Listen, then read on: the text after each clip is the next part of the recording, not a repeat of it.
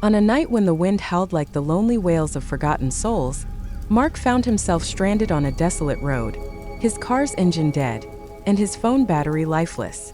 The darkness seemed to press in from all sides, and the cold bit through his clothes, seeping into his bones. With no hope of immediate rescue, he decided to seek shelter from the relentless chill. Stumbling through the darkness, Mark spotted the faint outline of a dilapidated house, its silhouette jagged against the starless sky. Despite its foreboding appearance, the promise of refuge drove him forward, each step hastened by the increasing ferocity of the wind. As he approached, the house seemed to loom larger, its windows like unblinking eyes and the door slightly ajar, swaying in the wind as if breathing. Pushing aside his trepidation, Mark stepped inside, the door groaning shut behind him, plunging him into near-total darkness. The air inside was stale, thick with the scent of decay and neglect. Mark's footsteps echoed through the empty halls, disturbing the silence that hung heavily in the air. He called out, his voice cracking in the eerie quiet, but only silence answered back, as if the house itself was holding its breath. He found his way to what appeared to be a living room, where the remnants of furniture lay shrouded in dust and shadows. A fireplace, long cold, seemed to be the room's focal point. Hoping to ward off the chill, Mark gathered some discarded papers and broken furniture pieces, sparking a fire that cast a flickering light and threw grotesque shadows against the walls. As the room slowly warmed, Mark's eyes were drawn to a painting above the mantelpiece. It depicted a scene much like the one he found himself in. A lone figure standing outside a house, identical to the one he was sheltering in, under a stormy sky. The painted figure seemed to stare back at him, eyes filled with a mix of sorrow and warning. The fire's crackling began to sound like whispered conversations, and the shadows seemed to shift and play along the walls, independent of the firelight. The atmosphere grew oppressive, as if the house were alive, its long-standing solitude and bitterness seeping into Mark's very soul. Trying to ignore the growing sense of dread, Mark explored the rest of the house, his footsteps echoing in the silent, unyielding darkness. Each room was more decrepit than the last, filled with the remnants of a life long abandoned, yet he couldn't shake the feeling of being watched, of intruding on a sanctum of private grief and anger. In the upper hallway, he found a door that was different from the others, its wood fresh and unmarked by time, with a faint light seeping out from the edges. Drawn by an inexplicable compulsion, Mark reached for the handle, his heart pounding in his chest. As his fingers brushed the cold metal, the whispering grew louder, as if the house were speaking directly to him, sharing its long-held secrets and suppressed rage. Just as he turned the knob, a sudden chilling scream echoed through the house, freezing Mark's blood. It was a sound of pure anguish and terror, so visceral that it seemed to come from the very walls around him.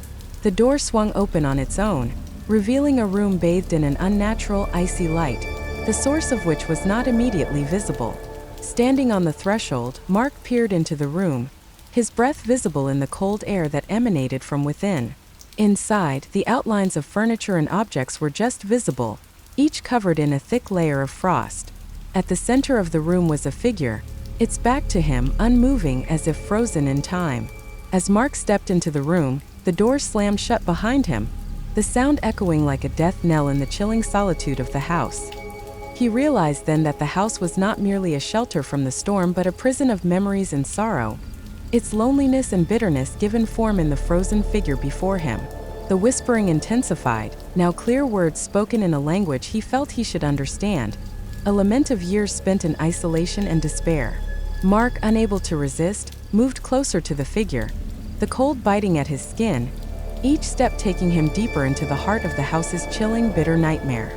The figure, encased in frost, seemed to be the source of the house's agony, a manifestation of its darkest memories and emotions. Mark, drawn by a mix of fear and compassion, reached out, his hand trembling as he touched the icy surface. The contact sent a shockwave of visions through his mind, images of the house in its heyday, filled with life and laughter, which then twisted into scenes of tragedy and despair. He saw the figure, once a vibrant person, consumed by grief and madness, wandering the halls of the house, growing more isolated and sorrowful with each passing day. The house, in turn, absorbed the pain and loneliness, becoming a living embodiment of its inhabitants' suffering. As the visions faded, Mark found himself back in the frozen room, the figure before him slightly more defined, as if acknowledging his understanding of its pain. The whispering grew into coherent voices, telling tales of betrayal, loss, and unending sorrow, painting a portrait of a life that had unraveled within these walls, leading to a bitter, chilling end. Mark, now deeply entwined in the house's history, felt an overwhelming urge to help, to somehow release the figure and the house from their shared torment. He noticed that the frost seemed to emanate from specific points in the room, objects that held significant emotional resonance. A shattered picture frame, a wilted bouquet of flowers, a broken watch. As he approached each object, the temperature dropped further, the sorrow of the house pressing in on him, almost physical in its intensity. Each item he touched sent new visions coursing through him, fragments of the figure's life, moments of joy overshadowed by overwhelming grief, each ending in the room where he now stood. The connection between the figure and the house was palpable, a shared fate forged in misery and isolation. It became clear that to free the spirit, Mark needed to reconcile the memories tied to these objects, to acknowledge and release the pain they represented. As he interacted with each item, the ice began to recede, the whispering voices softening, transitioning from lamentation to a melancholic serenade. The figure in the center of the room started to become more distinct, its features slowly emerging from the frost, revealing the face of a woman whose eyes were filled with sadness and longing. The room, once dominated by the chill of despair, now fluctuated between cold and warmth, as if struggling to let go of its long-held bitterness. Mark, empathizing with the house's tragic past, felt a surge of determination to break the cycle of sorrow. Just as the last of the frost began to thaw, the house trembled, a deep rumble that seemed to come from its very foundation. Mark sensed that the house was resisting the change, its identity so intertwined with its loneliness and bitterness that the prospect of release was as terrifying as its eternal suffering. The walls of the room cracked, the air filled with the scent of decay and old grief, the house mourning its past even as it clung to it. Mark realized that the key to saving both the spirit and the house lay in uncovering the root of their shared torment, a truth buried so deep within the house's memory that it had been lost to time. Determined to uncover this truth, Mark turned back to the woman's figure, now almost free from her icy prison, her eyes meeting his with a silent plea for release. The house, caught between past and present, whispered its darkest secrets, ready to reveal the story of its deepest wound, the origin of the lonely, bitter, and chilling night that had lasted for generations. The house shuddered again, more violently, as if in protest or pain, the walls groaning with the strain of untold years of suppressed sorrow. Mark, steadying himself against the tremors, focused on the woman's figure, now nearly free from her frost-bound confinement. Her eyes, clear and sorrowful, seemed to implore Mark to delve deeper into the heart of the house's anguish. Guided by her silent urging, Mark turned to the room itself, now partially restored to its former state, no longer just a frozen tomb but a repository of the house's most potent memories. He noticed a faded mural on the wall, obscured by layers of ice and decay, depicting a sprawling tree with deep roots and extensive branches, its leaves adorned with names and dates. As Mark traced the lines of the tree, his fingers brushing against the names, each touch sparked a flash of memory, scenes of the house through the ages, its inhabitants' lives interwoven with its own. The tree was not just a family genealogy but a map of the house's soul, each branch a lineage of joy and tragedy, each root an anchor in the dark soil of its past. The tremors intensified, sending cracks spidering across the floor, reaching towards the heartstone in the center of the room.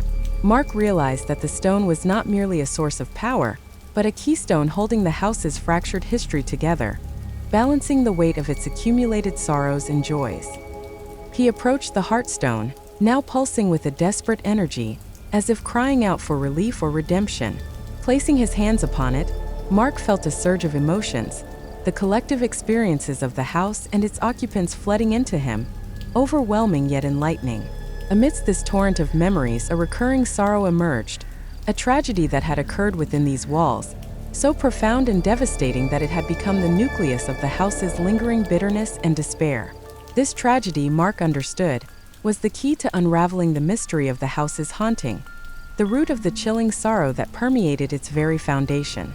As the heartstone's energy coursed through him, the mural's tree seemed to come alive, its branches swaying, leaves rustling as if in a silent wind. The names and dates glowed faintly, converging towards a singular point in the tree's history, where one name was etched deeper than the others.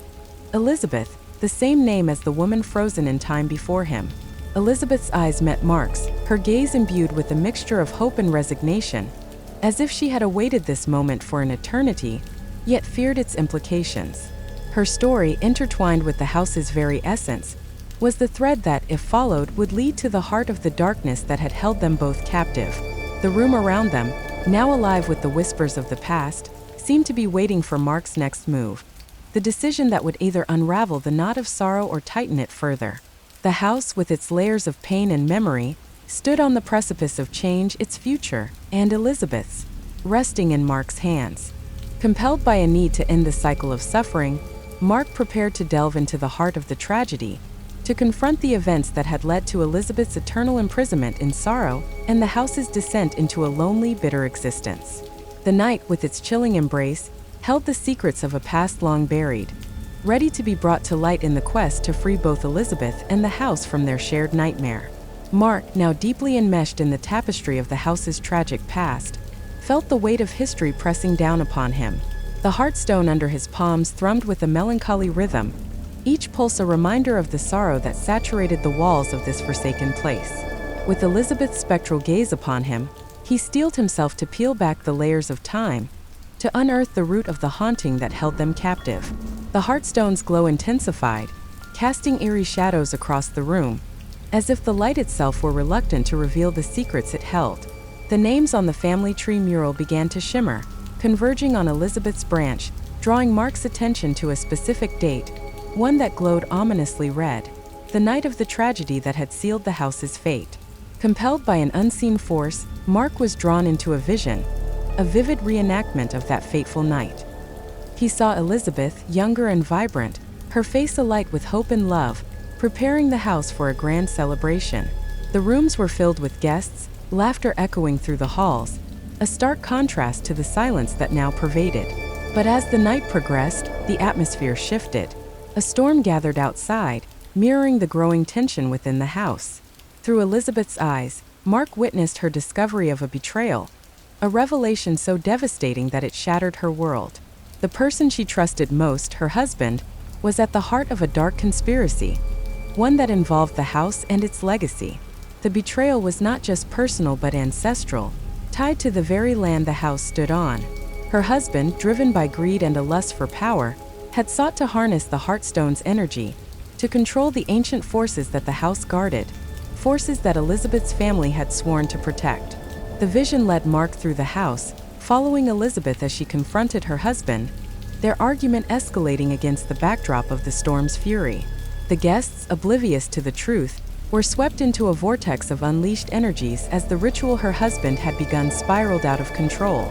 In a climactic moment, as lightning illuminated the scene, Elizabeth's husband turned on her, desperate to silence the only witness to his treachery. The confrontation ended in tragedy, with Elizabeth's life cut short, her blood seeping into the Heartstone, binding her spirit to the house, and unleashing a wave of darkness that consumed everything. Mark, reeling from the vision, found himself back in the room with Elizabeth's spirit. The storm outside had abated, but the storm within the house, the storm of its tortured past, still raged. Elizabeth's eyes, filled with tears of ice, met his, her expression a silent plea for release, for justice. Understanding the magnitude of the betrayal and its repercussions, Mark realized that freeing Elizabeth and the house required not just confronting the past but righting the wrongs her husband had committed. The Heartstone, now a beacon of both sorrow and hope, held the key to unlocking the chains of history that bound them. Determined to end the cycle of suffering, Mark vowed to complete the ritual that had been tainted by greed and betrayal, to restore balance and peace to the house and its spirit inhabitants. As the first light of dawn began to seep into the room, casting a gentle glow on the Heartstone, Mark prepared to step into the role that fate had thrust upon him, to become the redeemer of a house plagued by a lonely, bitter, and chilling past. With each decision, each action, he would unravel the tangled web of the house's history, facing the darkness that lingered in its corners and the light that awaited beyond the shadows. The path was fraught with peril, but Mark, guided by Elizabeth's spirit and the legacy of the Heartstone, was ready to confront the chilling night that had lasted generations, to bring forth a new dawn for the haunted halls of the house. As Mark prepared to embark on the daunting task of unraveling the house's haunted history and setting Elizabeth's spirit free, a sense of urgency gripped him. The Heartstone, now pulsing with a faint, ethereal light, seemed to guide his thoughts, whispering ancient secrets and forgotten truths into his mind. With Elizabeth's spectral presence beside him, Mark retraced the steps of the ill-fated ritual that had sealed the house's fate. He gathered the remnants of the ceremony, scattered and forgotten over the years, each item carrying the weight of past mistakes and lost opportunities. The first item was a tattered piece of parchment, bearing cryptic symbols and incantations that once held the promise of unlocking the Heartstone's power. Mark, though not versed in the arcane arts, felt a strange familiarity with the symbols, as if they resonated with a deeper part of his being. Next, he found a pendant, intricately carved and adorned with precious stones, once worn by Elizabeth's husband as a symbol of his authority and ambition. The pendant had been imbued with dark energy during the ill-fated ritual, a tangible reminder of the greed and betrayal that had tainted the house's legacy. As Mark gathered these and other artifacts, the house seemed to respond, its creaking walls and shifting shadows a testament to the turmoil within. The storm outside had passed, but a tempest of emotions and memories raged within the confines of the old building, threatening to engulf Mark in its turbulent wake. Guided by Elizabeth's gentle guidance, Mark arranged the artifacts in a pattern reminiscent of the original ritual, the Heartstone at the center, its glow intensifying as the pieces fell into place. The air crackled with a potent mix of anticipation and apprehension, as if the very fabric of reality held its breath, awaiting the outcome of Mark's endeavor. With a deep breath, Mark began to recite the incantations from the ancient parchment, his voice steady despite the weight of responsibility resting upon his shoulders. Each word seemed to resonate with the Heartstone, stirring dormant energies and unlocking forgotten memories buried deep within the house's foundations. As the incantation reached its crescendo, the pendant began to glow with a malevolent light, its dark energy swirling around the room like a tempest seeking release. Mark felt the presence of Elizabeth's husband, the architect of the house's torment, his restless spirit drawn to the unfolding ritual with a mix of curiosity and trepidation. The air grew charged with raw power, the Heartstone pulsing in time with Mark's words, the ancient energies converging towards a singular purpose, to sever the ties that bound Elizabeth's spirit and the house to their tragic past. But just as victory seemed within reach, a shadowy figure materialized before Mark, its features twisted with malice and regret. It was Elizabeth's husband, his spectral form a testament to the darkness that had consumed him in life and death. He spoke, his voice a chilling echo from beyond the grave, revealing the depths of his greed and the lengths he had gone to harness the Heartstone's power for his own gain. As Mark confronted the specter of Elizabeth's husband, he realized that the true challenge lay not just in breaking the curse, but in confronting the lingering malevolence that had taken root within the house. The pendant, now a conduit for the husband's vengeful spirit, threatened to undo all of Mark's efforts, to plunge the house and its inhabitants into an eternity of darkness and despair. Determined to protect Elizabeth and the legacy of the Heartstone, Mark braced himself for a final confrontation, a battle of wills and magic that would determine the fate of the house and all who dwelled within its haunted halls. As the specter of Elizabeth's husband loomed before him, Mark could feel the weight of centuries of bitterness and rage emanating from the vengeful spirit. The pendant, once a symbol of authority and ambition, now crackled with dark energy, pulsing in sync with the malevolent presence that threatened to undo all of Mark's efforts. With Elizabeth's spectral form by his side, her eyes filled with a mixture of fear and determination, Mark knew that he faced a formidable adversary. The house itself seemed to hold its breath, the air heavy with anticipation as the final confrontation unfolded. Their husband's ghost spoke with a voice that echoed through the room, each word dripping with malice and regret. He revealed the depths of his treachery, how he had conspired to harness the Heartstone's power for his own selfish desires, blind to the consequences of his actions. But even in death, Elizabeth's husband was bound by the same chains of greed and betrayal that had ensnared him in life. His spirit, fueled by vengeance and resentment, sought to drag the house and all within it into a never-ending abyss of suffering and despair. Mark, undeterred by the husband's malevolence, stood his ground, his resolve unwavering. He knew that to break the curse and free Elizabeth and the house from their torment, he had to confront not just the spectre but the darkness that had taken root within the very walls of the old building. Drawing upon the knowledge and guidance of the Heartstone, Mark began to channel the ancient energies, weaving a counter-incantation that sought to neutralize the pendant's dark influence. The air crackled with opposing forces, light and shadow locked in a fierce struggle for dominance. As Mark's incantation reached its zenith, the Heartstone glowed with a blinding brilliance, its light piercing through the veil of darkness that enveloped the room. Their husband's ghost recoiled, its form flickering like a dying flame, unable to withstand the purity of the Heartstone's power. In a final, desperate act, the husband's spectre lunged towards Mark, intent on dragging him into the abyss of his own torment. But Elizabeth, her spirit strengthened by Mark's resolve and the Heartstone's energy, intervened, standing between them with a radiant aura of protection. The collision of energies sent shockwaves through the room, shattering windows and shaking the very foundations of the house. Mark, caught in the maelstrom of conflicting forces, felt a surge of determination and clarity. He knew that the only way to end the cycle of suffering was to confront the darkness within himself, to acknowledge and release the shadows that haunted him. With newfound strength, Mark embraced the light of the Heartstone, channeling its pure energy to banish the husband's spectre once and for all. The room erupted in a blinding flash of light, the darkness dissipating like morning mist under the sun's gaze. When the light faded, Mark found himself standing in the restored room, the Heartstone pulsing with a serene glow. Elizabeth's spirit stood before him, her eyes filled with gratitude and relief. The house, once a prison of sorrow and bitterness, now radiated with a sense of peace and renewal. But Mark knew that the journey was far from over.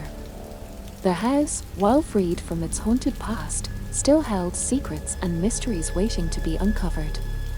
With Elizabeth by his side and the Heartstone as their guide, Mark prepared to embark on a new chapter, one filled with discovery, redemption, and the promise of a brighter future for the house and all who dwelled within its walls.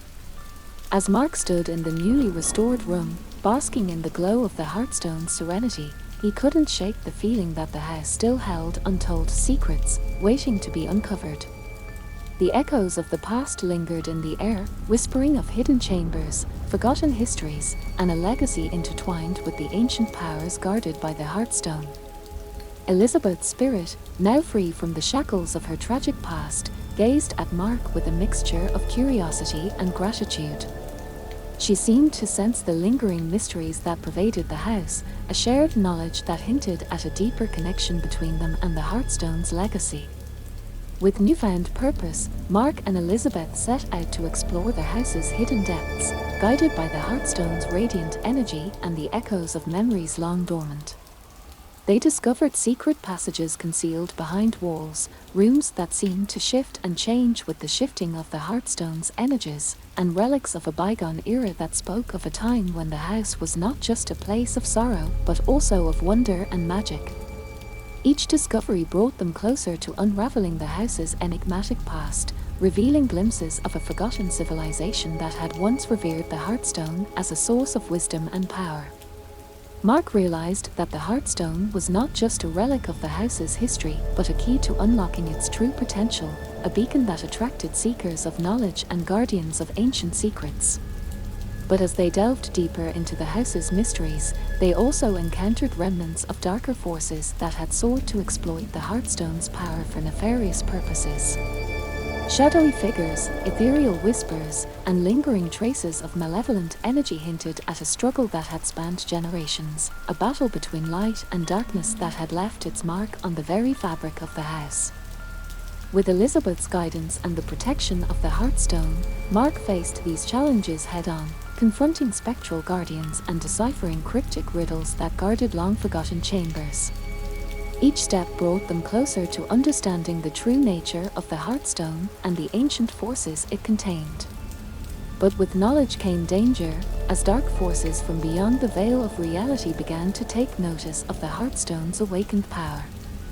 Entities of shadow and malice, drawn by the allure of the Hearthstone's energies, sought to claim it for their own, unleashing a wave of supernatural phenomena that threatened to engulf their house and all who dwelled within it. Mark and Elizabeth, now bound by a shared destiny, faced these new threats with courage and determination. They uncovered ancient spells of protection, forged alliances with benevolent spirits, and delved deeper into the Hearthstone's mysteries, hoping to unlock its full potential and safeguard it from those who sought to misuse its power.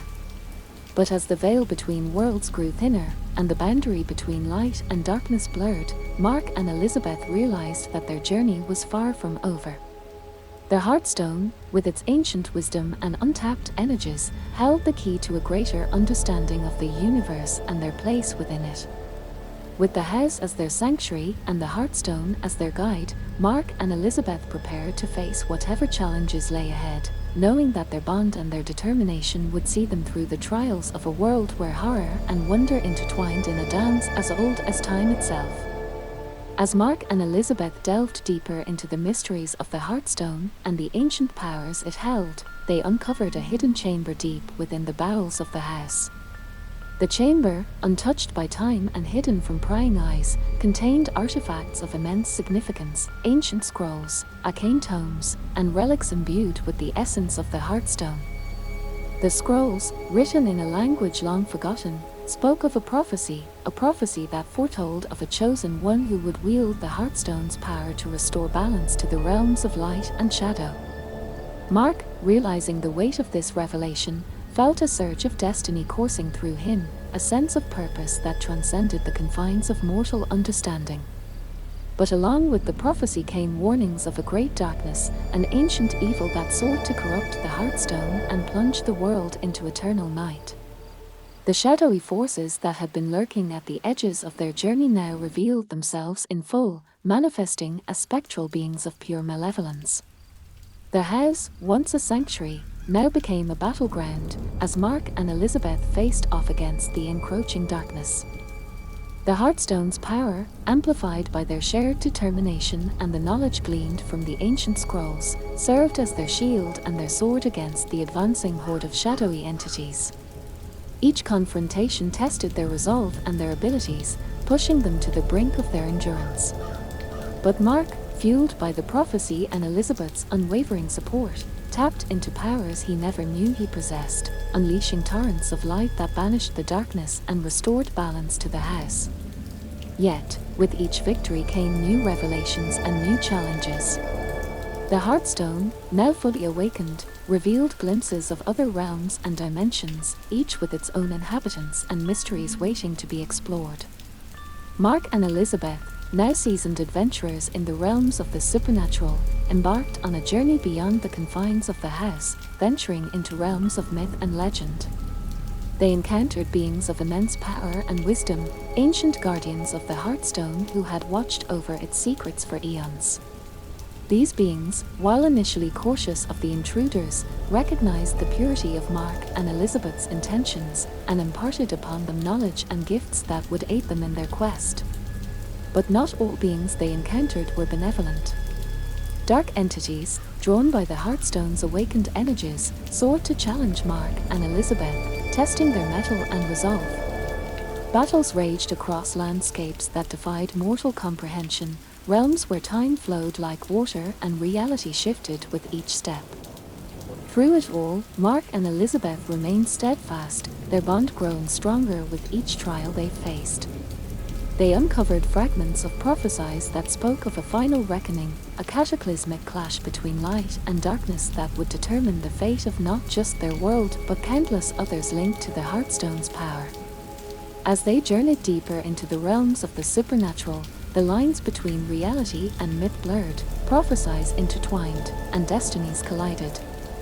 Mark and Elizabeth, guided by the Hearthstone's radiant light, prepared for the ultimate confrontation, knowing that the horrors they faced were but preludes to the true battle that awaited them.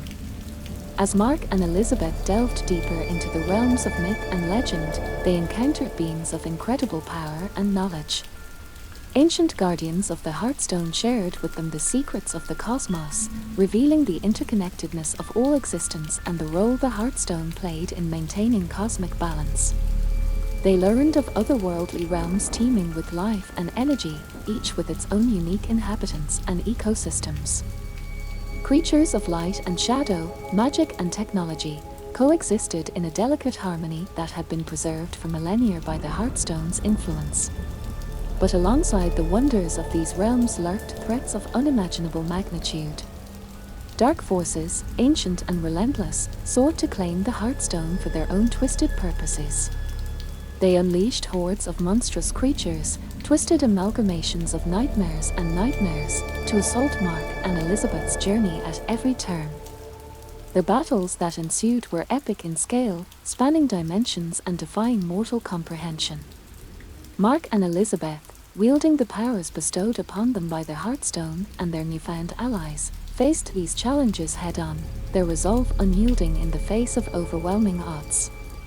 Amidst the chaos of battle, they uncovered fragments of prophecies and ancient lore that spoke of a cosmic cycle, a cycle of creation and destruction, of light and darkness, that had repeated throughout history. The Heartstone, as the focal point of this cycle, held the key to breaking the endless cycle of conflict and ushering in a new era of harmony. But the path to fulfilling the prophecy was fraught with trials and tribulations. Mark and Elizabeth traversed landscapes of surreal beauty and haunting desolation, encountering beings of immense power and wisdom who tested their virtues and resolve. They braved the depths of ancient ruins, where echoes of forgotten civilizations whispered secrets of the Heartstone's origins and purpose. They delved into the heart of celestial storms, where energies of creation and annihilation clashed in a symphony of cosmic forces. Through it all, their bond grew stronger, their partnership forged in the crucible of adversity. Mark's innate courage and determination complemented Elizabeth's wisdom and intuition, creating a synergy that transcended mortal limitations. As they approached the culmination of their journey, the prophecies grew clearer, revealing a final confrontation that would decide the fate of the Heartstone and the worlds it influenced. Forces of light and darkness converged, drawn by the Heartstone's radiant energy, as Mark and Elizabeth prepared for the ultimate battle of their lives. The final battle loomed on the horizon, an epic clash between the forces of light and darkness that would determine the fate of the Heartstone and the countless worlds connected to its power. Mark and Elizabeth, armed with the knowledge and blessings of the ancient guardians, stood at the forefront of this cosmic struggle, ready to confront the looming threat that threatened to engulf everything in its path. The realms they traversed grew increasingly surreal and treacherous as they neared the heart of the conflict. They encountered realms where time flowed backward, where memories and echoes of past battles replayed in endless loops, testing their resolve and determination.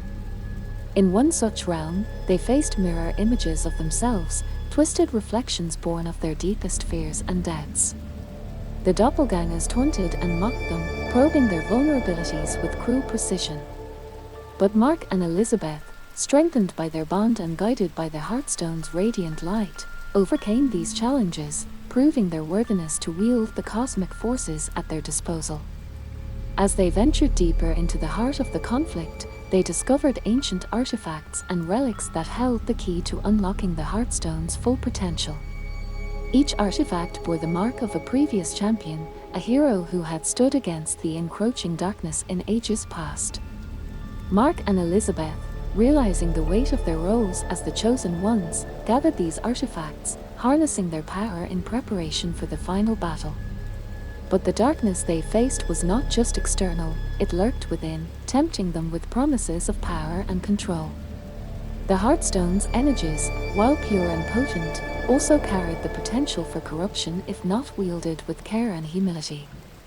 Mark and Elizabeth grappled with their own inner demons, confronting their deepest fears and desires as they prepared to face the ultimate test of their strength and resolve. The cosmic convergence drew near, a celestial event that would align the stars and unleash the full power of the Heartstone. The forces of light and darkness gathered, their clash sending shockwaves through the fabric of reality itself. Mark and Elizabeth, surrounded by allies and guardians from across the realms, stood at the forefront of this cataclysmic event, their hearts filled with determination and hope. As the final battle commenced, the very heavens trembled with the intensity of the conflict. Beams of radiant light clashed with tendrils of shadowy darkness, creating a dazzling spectacle that illuminated the skies for miles around.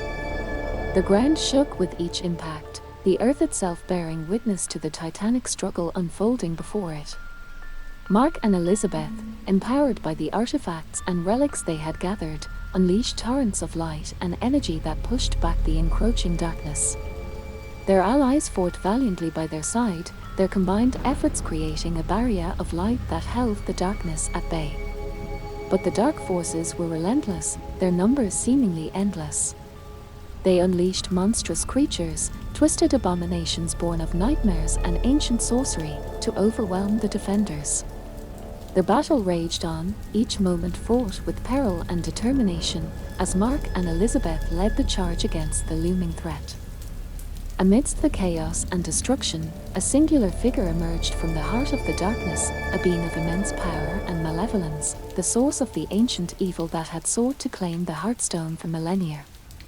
Its form twisted and contorted, its eyes gleaming with a hunger for dominance and control.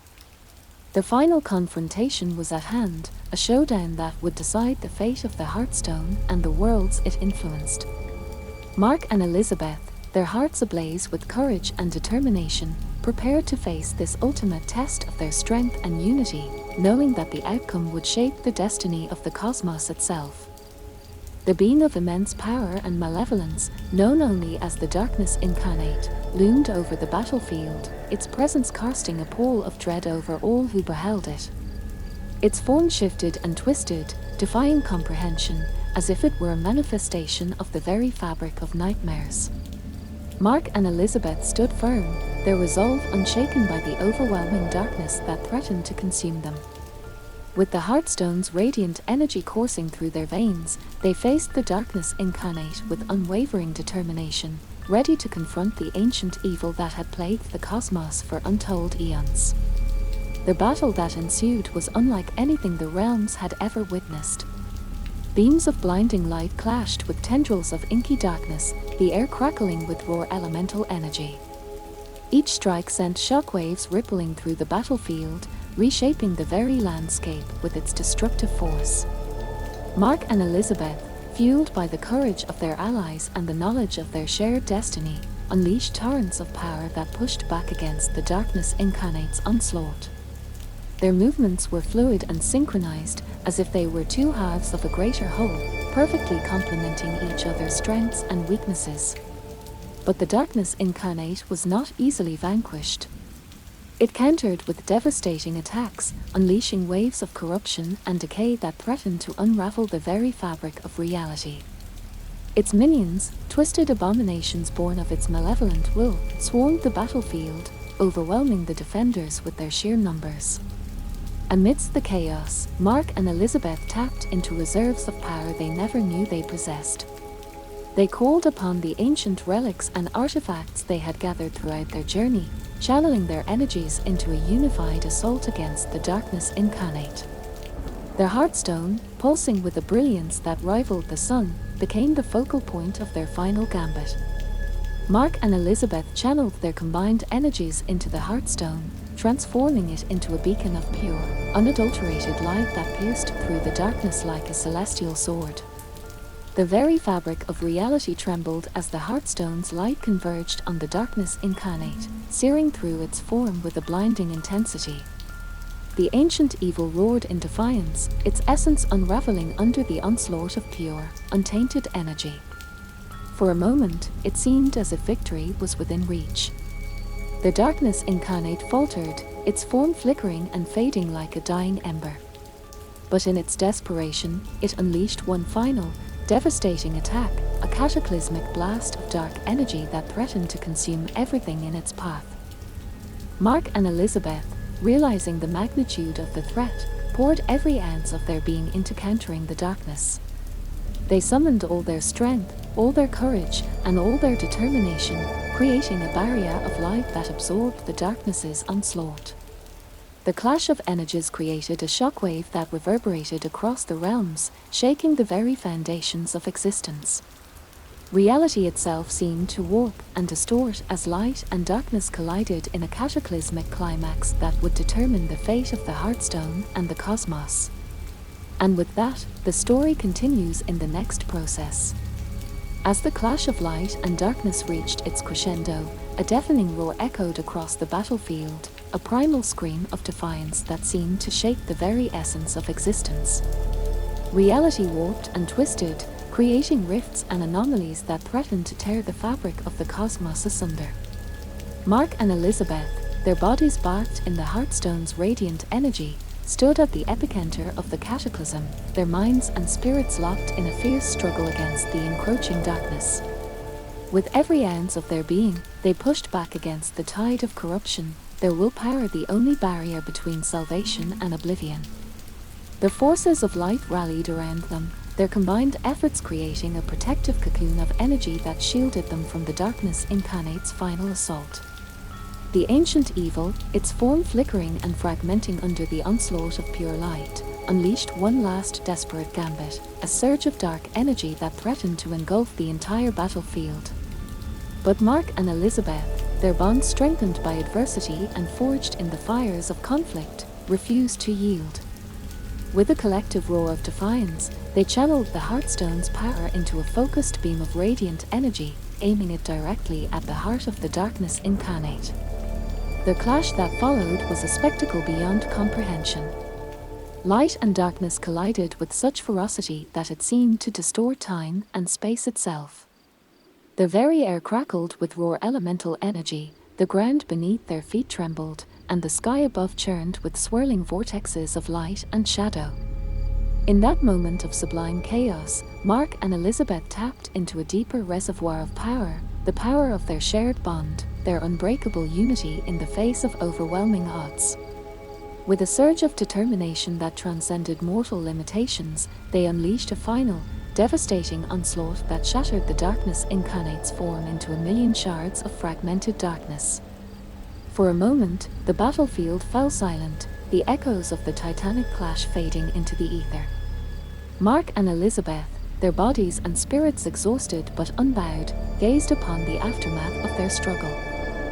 The darkness incarnate, once a formidable threat that loomed over the cosmos, lay vanquished, its essence scattered to the cosmic winds. But victory came at a cost. Their Heartstone, its energies depleted from the monumental battle, flickered and dimmed, its radiant light waning. Mark and Elizabeth realized that the Heartstone's power had been spent in the final confrontation, leaving them with a sense of emptiness and uncertainty. As they surveyed the battlefield, they saw that the realms around them had been irrevocably changed by the cataclysmic clash. Planes of existence overlapped and merged, creating new landscapes and horizons that defied mortal understanding. The very laws of physics and magic seemed to blur, creating a surreal tapestry of realities intertwined. But amidst the chaos and upheaval, a sense of hope and renewal lingered in the air.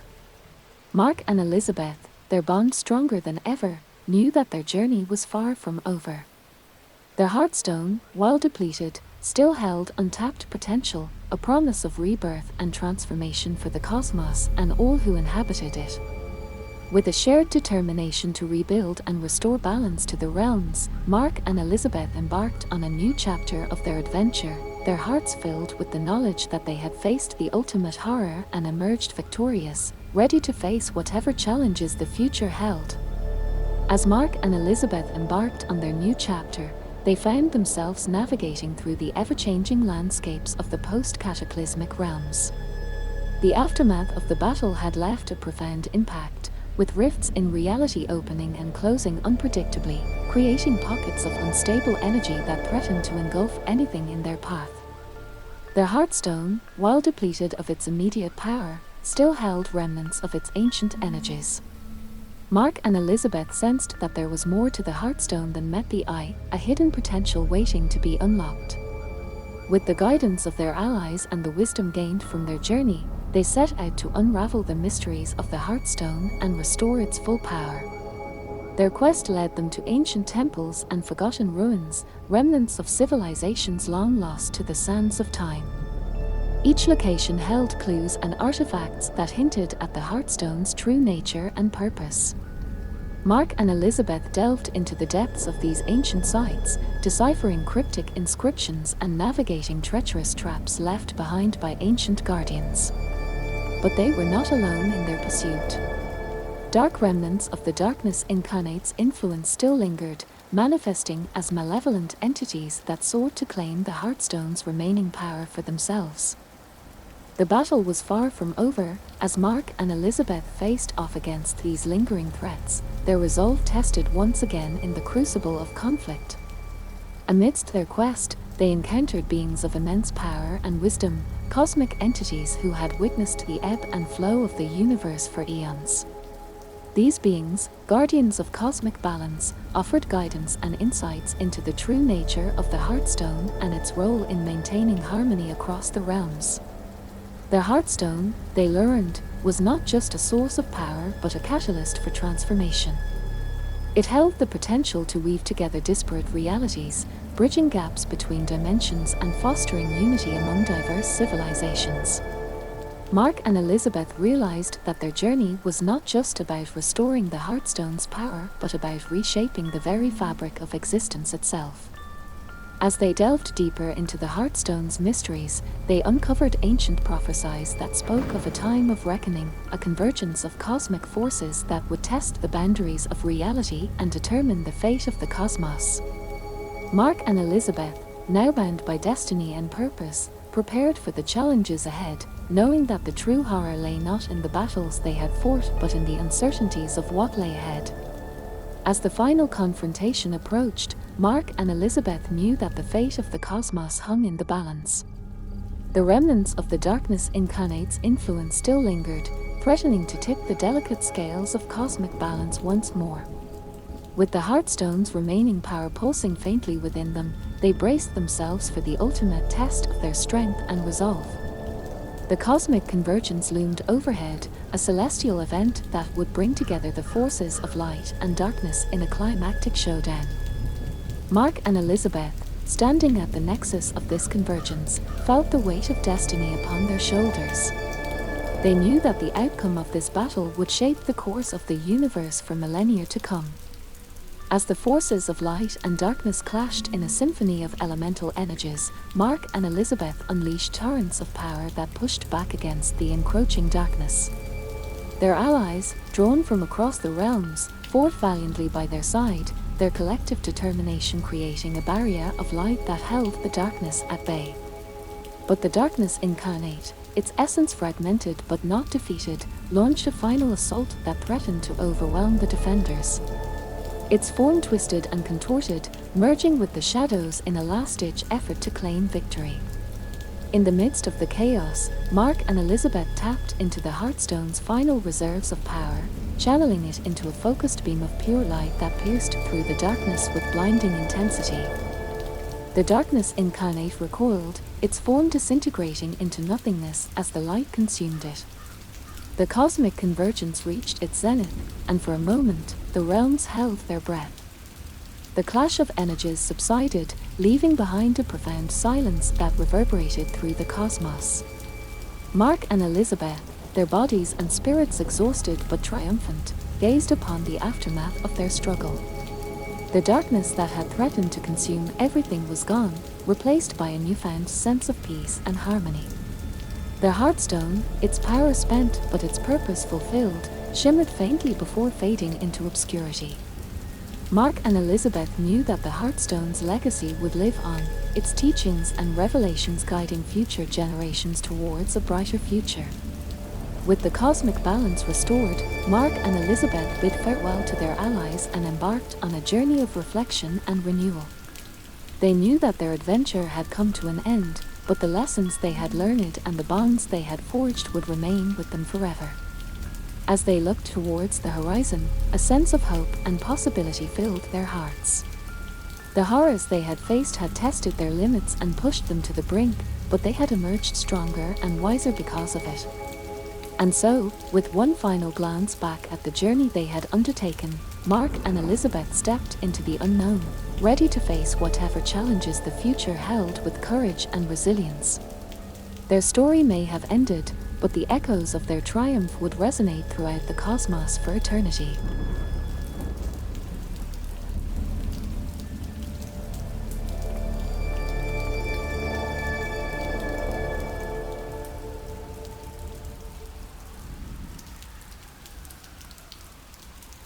In the shadowed heart of the city, there was an old, forgotten apartment building that most people seemed to overlook.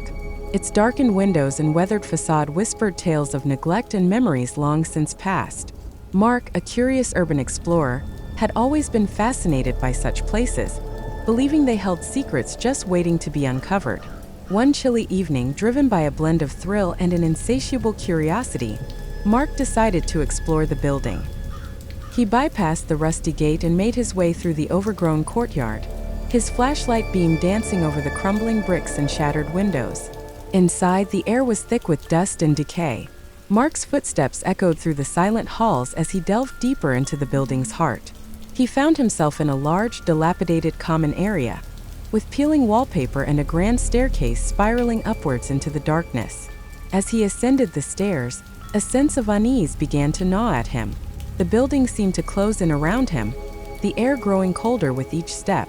Reaching the top floor, he was met with a long, narrow hallway. The doors lining it were all shut, save for one at the very end that stood eerily ajar. Drawn by an inexplicable pull, Mark approached the open door.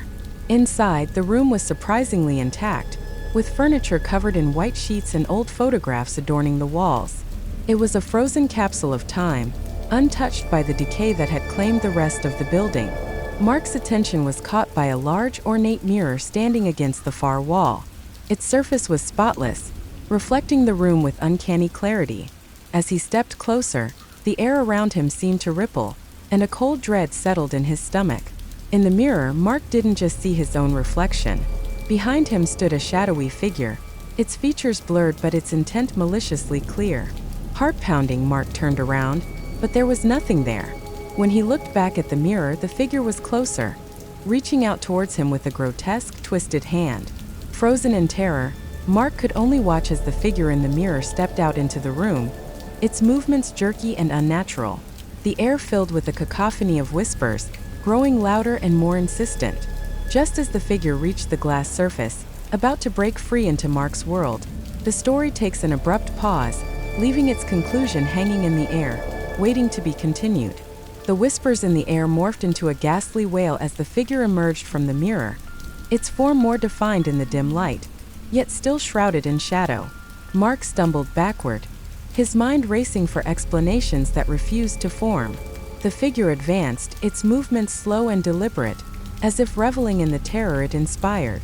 Panicked, Mark turned and fled from the room, the chilling sounds of pursuit echoing through the desolate hallways. He dashed down the staircase, the decrepit building seeming to come alive around him, doors banging and windows rattling in a cacophonous symphony of dread. As he reached the lower floors, the building's layout began to twist and turn in ways that defied logic. Hallways stretched endlessly, staircases led back to the same floors, and rooms looped back on themselves in impossible architecture. The once familiar structure had become a labyrinthine nightmare, with Mark hopelessly ensnared at its heart. Every so often, he caught glimpses of the figure trailing him, always at a distance, its silhouette flickering in and out of the shadows. Its presence was a constant pressure at the back of his mind, a malevolent force driving him deeper into the building's madness. In his frantic escape, Mark stumbled into a room unlike any other in the building. It was a library vast and filled with rows of ancient, dust-covered books. The air was thick with the smell of old paper and leather. For a moment, he felt a strange sense of safety, the eeriness momentarily abetted by the scholarly quietude of the room. As he moved deeper into the library, Mark noticed that the books weren't just old. They were ancient, their titles etched in languages long forgotten. And there, in the center of the room, stood a large, open tome on a lectern, its pages fluttering as if caught in a breeze, though the air was still. Compelled, Mark approached the book, his eyes drawn to the cryptic text and strange diagrams that adorned its pages. Each word he read seemed to echo in his mind, images and thoughts flooding his consciousness, whispers clawing at the edges of his sanity. Suddenly, the room shifted. The shelves groaned and twisted, the books warping and melding into the walls, which began to pulse with a life of their own. The dim light flickered more urgently, casting dancing shadows that twisted and writhed across the shifting surfaces. Mark realized too late that the library was a trap, a sentient part of the building designed to ensnare intruders and feed on their fear.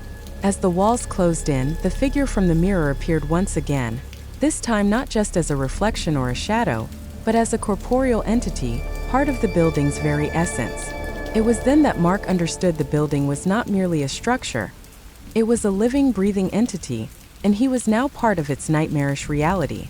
The figure, a manifestation of the building's soul, moved closer, its form clearer than ever, a twisted mirror image of Mark himself, filled with malice and hatred. As the figure reached out to Mark, the room spun wildly, the line between reality and nightmare blurring. Mark was pulled into the darkness, his screams lost amidst the cacophony of the building's malevolent laughter. As the story stretches further into the abyss, refusing any semblance of an ending or conclusion, swallowed by darkness, Mark found himself in a realm of impossibility, where the logic of the physical world no longer applied.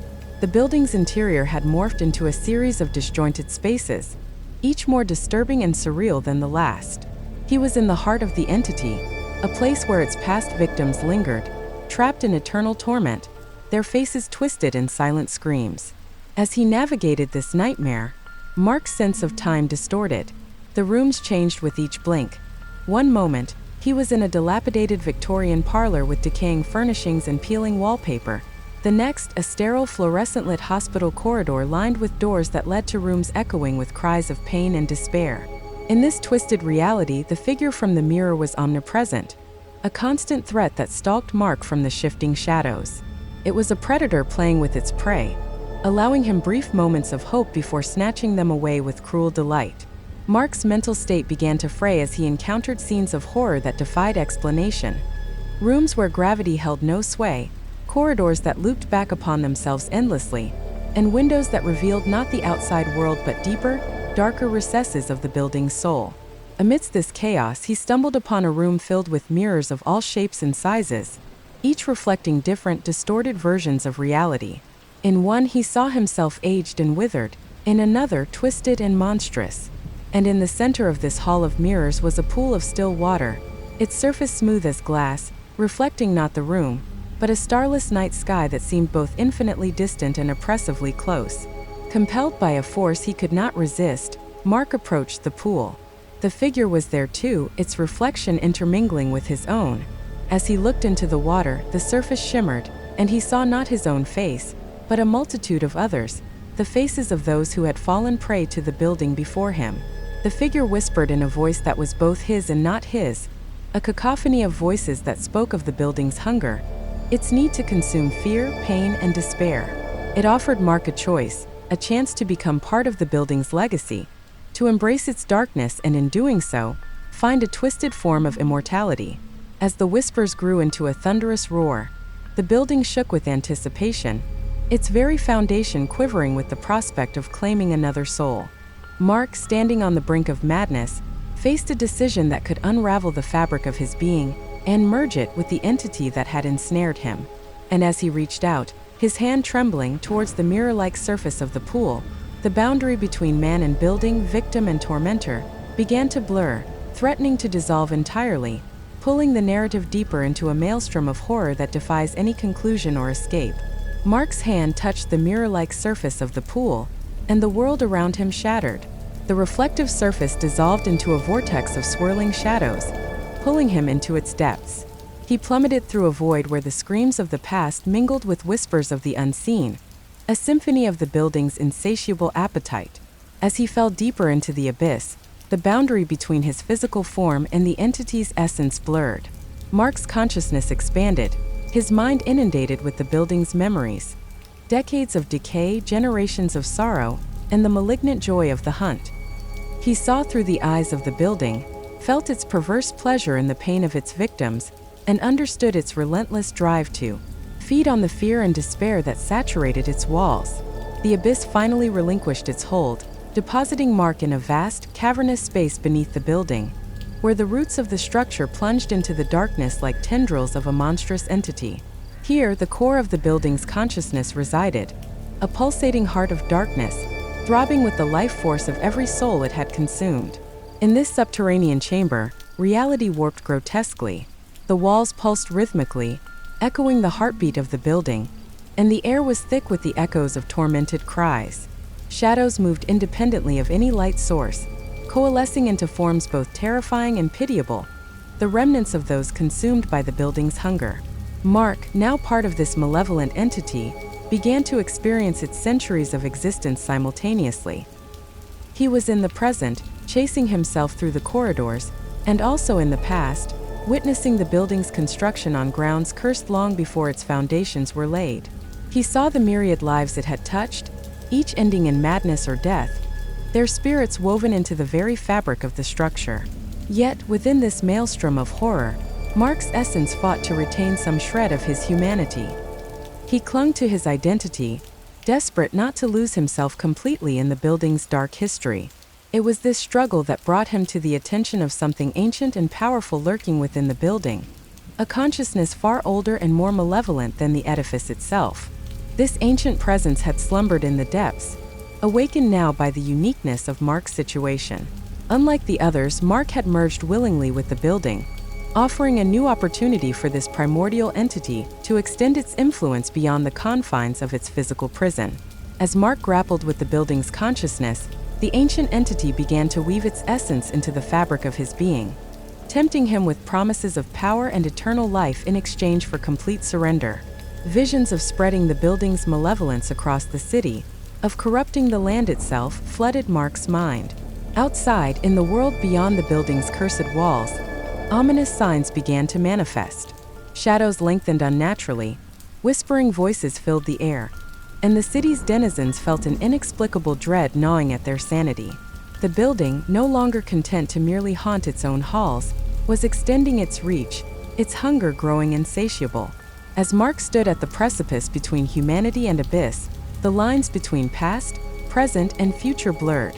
The building, with its ancient heart, pulsed more vigorously, ready to break free from its physical constraints and engulf the world in its nightmare. In this climactic moment, Mark's choice would determine not just his fate, but the fate of all who dwelled in the shadow of the building. His struggle with the entity reached a fever pitch, setting the stage for a confrontation that threatened to tear the very fabric of reality asunder, perpetuating the cycle of horror indefinitely. The confrontation between Mark and the ancient entity grew more intense, the boundaries of their existences intertwining and colliding.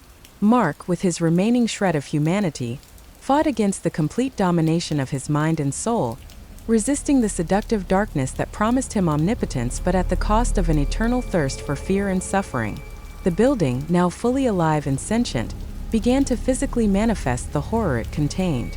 Its walls throbbed with a sickly pulse, veins of dark energy coursing through its masonry like blood through arteries.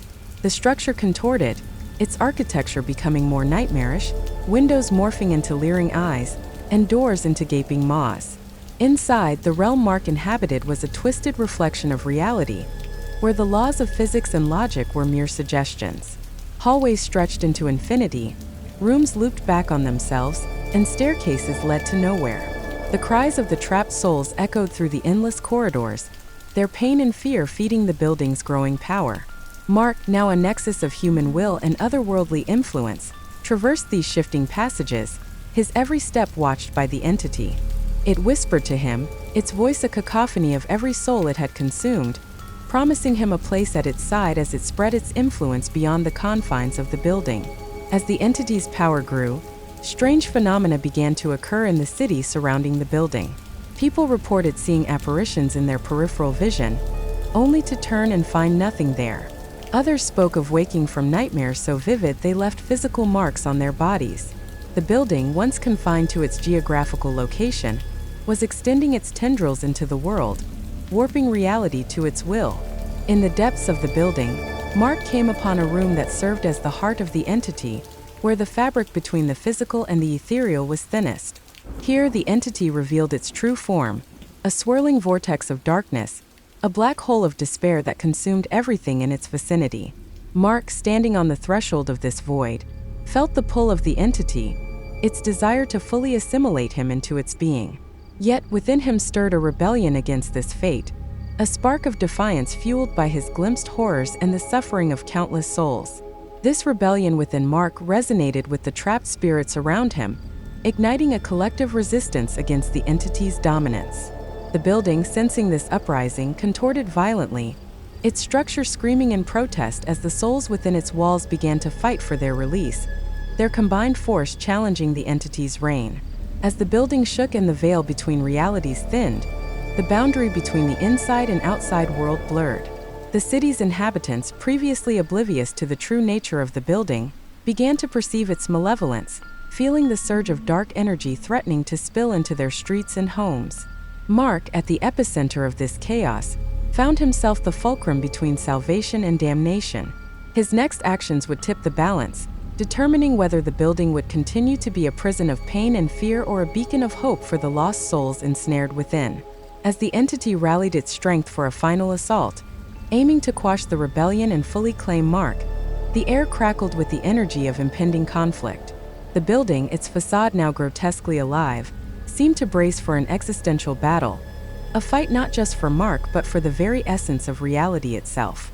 The stage was set for an epic confrontation, a battle of wills where the stakes were nothing less than the soul of the city and the fate of its people. With the lines between man and monster, hero and villain blurring, the story hurtled forward, teetering on the edge of an abyss from which there could be no return. The building, now a living entity, pulsated with malevolent energy, its structure contorting and expanding as if breathing. The city around it trembled, the ground cracking, streets warping, as if reality itself was being drawn into the building's nightmarish realm. People outside were thrown into panic, their fears amplifying the building's power, feeding the entity within. Inside, Mark navigated the labyrinthine corridors, now fully aware that his actions were pivotal in this unfolding cataclysm. With each step, he felt the building probing his mind, searching for weaknesses, attempting to sow despair and submission.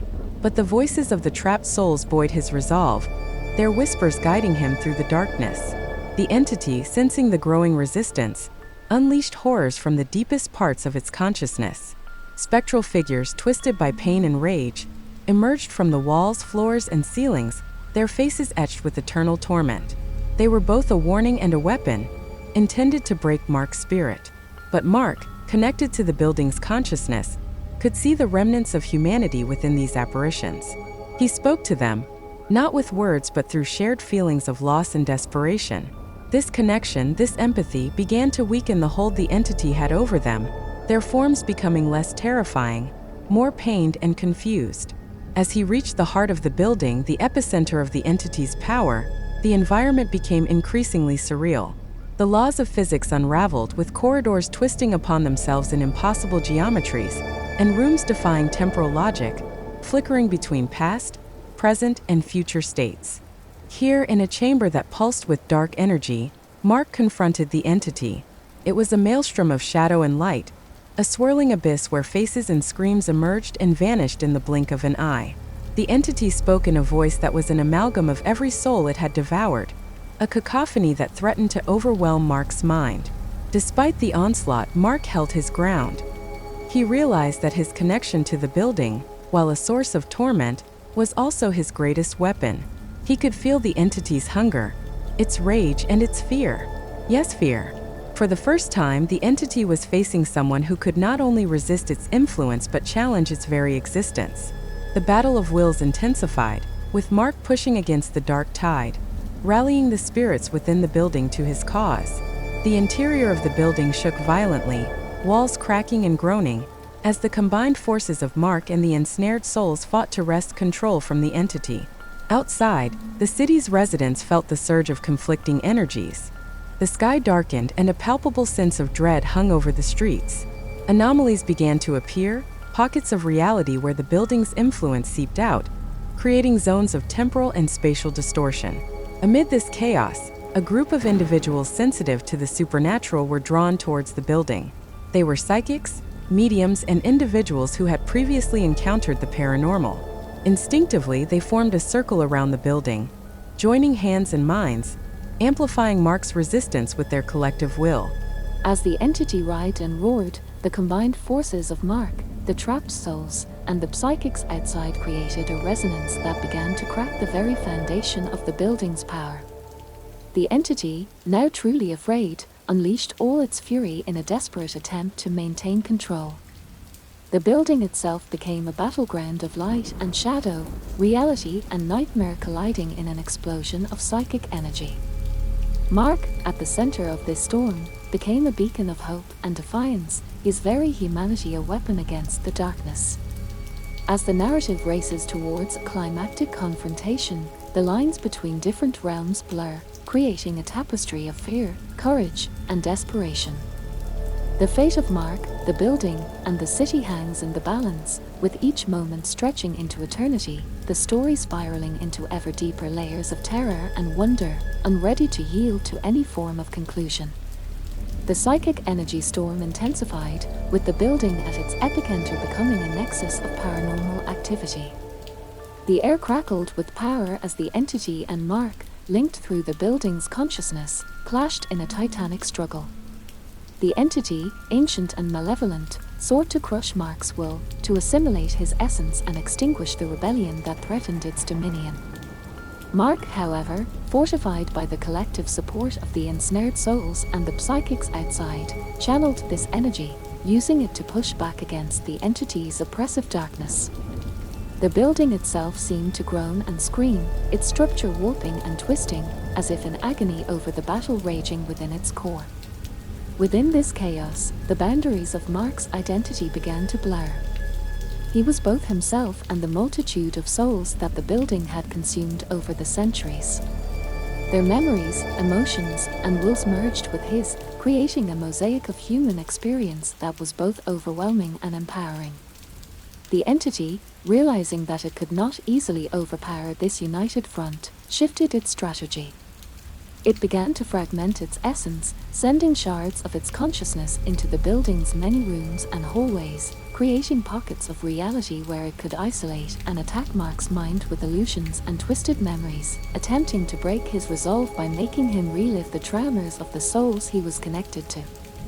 But Mark, bolstered by the collective strength of the trapped souls, navigated these nightmarish landscapes, confronting each twisted memory and illusion with a growing understanding of the entity's tactics. With each victory over these trials, Mark weakened the entity's hold on the building and its inhabitants. Outside, the city seemed to pulse in rhythm with the battle.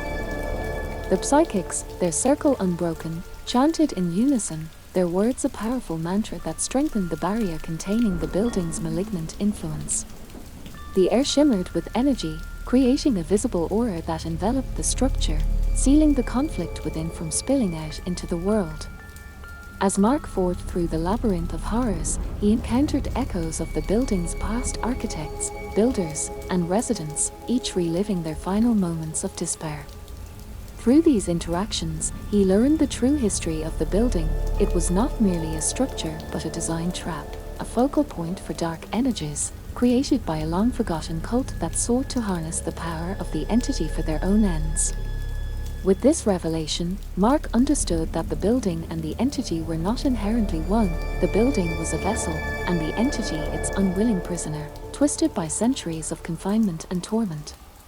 This knowledge provided a new perspective on the battle, suggesting a possibility of not just defeating the entity but freeing it, breaking the cycle of pain and fear that fueled its rage.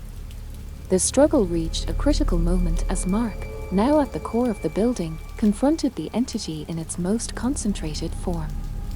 The room around them was a maelstrom of psychic energy, the walls, floor, and ceiling undulating like the surface of a stormy sea. The entity, its form a shifting mass of shadows and light, faced Mark, who stood resolute, a beacon of defiance in the darkness. Their eyes met, human and abyssal, and in that instant, a silent understanding passed between them. The battle, though fierce and terrifying, was not just a conflict of destruction but a dialogue, a negotiation of existences and purposes twisted by centuries of misunderstanding and fear. As this understanding deepened, the building's nightmarish landscape began to stabilize, the chaos receding like a tide. The entity's form became less menacing, its edges softening, as if reflecting Mark's own transformation from fear to compassion. The narrative, now a complex weave of horror, revelation, and evolving alliances, continued to unfold, with each moment leading to the next in a seamless flow of events. The story, far from concluding, was evolving into something new, a tale of confrontation turning into one of understanding and potential redemption, its end yet to be written. As the battle between Mark and the entity transitioned from conflict to communion, the building's interior mirrored this transformation. The oppressive darkness began to recede, replaced by a twilight bloom that, while still somber, allowed for navigation and exploration without the constant threat of psychic assault. The entity, once a looming specter of malice, now appeared as a complex being, its form shimmering with strands of light amidst the shadows, reflecting its tumultuous history and the duality of its nature. Mark, moving through the now quieting halls of the building, felt a profound connection to the structure and its inhabitant spirit. He understood that the building, with its myriad rooms and corridors, was a physical manifestation of the entity's psyche, each space representing aspects of its memories, fears, and desires. As he delved deeper into this shared consciousness, Mark discovered areas of the building that were less tainted by horror. These were places of reflection, filled with remnants of the entity's original self, before corruption and despair had taken hold. Rooms filled with light and echoes of forgotten laughter hinted at a past where the entity might have been something other than a source of terror. Outside, the psychics felt the shift in energy, their efforts to contain the building's influence becoming easier as the entity's aggression waned. The city around the building, still shrouded in the unease of recent events, began to experience moments of inexplicable peace, as if the building was extending an aura of truce. Within the building, Mark encountered spirits that were no longer just echoes of pain and fear but began to show signs of their former selves, their human identities peeking through the veil of torment. These interactions were no longer marked by horror but by shared experiences and mutual understanding, creating a tapestry of collective memory and emotion that enriched Mark's journey. The entity, observing Mark's interactions, experienced a reawakening of its own buried memories, fragments of its existence before it became intertwined with the building and its dark legacy. This introspection ignited a conflict within the entity, a struggle between its ingrained desire for dominion and a burgeoning yearning for redemption and release. Mark, now deeply empathetic to the entity's plight, sought to find a way to sever the corrupting ties that bound the entity to the building and its cycle of suffering. He speculated that if the building could be purified, or if the entity could be separated from the structure that had become its prison, there might be a chance to end the cycle of horror. His exploration led him to the building's foundation, a place where the physical and spiritual aspects of the structure converged. Here, he found ancient symbols and inscriptions hidden beneath layers of grime and decay, remnants of the rituals that had bound the entity to the building. Understanding that these symbols held the key to the entity's bondage, Mark set about deciphering their meanings, aided by the whispers of the spirits and the reluctant guidance of the entity itself. Each symbol represented a facet of the binding ritual, and to break it, Mark would need to reverse or nullify these facets, effectively unraveling the spell that tethered the entity to the building. As Mark worked on this complex puzzle, the entity, conflicted yet curious, watched him closely. It began to assist in subtle ways, guiding Mark's hand to correct a line here, erase a mark there, its actions driven by a growing desire for freedom and perhaps redemption. The narrative continued to weave its intricate pattern, the lines between antagonist and protagonist blurring, as both Mark and the entity navigated a path fraught with ancient magic, forgotten history, and the potential for a new beginning. Their journey, a dance of light and shadow, pain and healing, promised to reshape not just their own existences but the very fabric of the reality that surrounded the haunted edifice, leading them into uncharted territories of the supernatural realm, where the story lingered, ever on the cusp of the next revelation. In the building's foundation, amidst ancient symbols and the whispers of forgotten rites, Mark and the entity delved into the arcane mysteries that bound them together. The air pulsed with energy, the very stones of the building seeming to hold their breath as the intricate dance of liberation and understanding unfolded.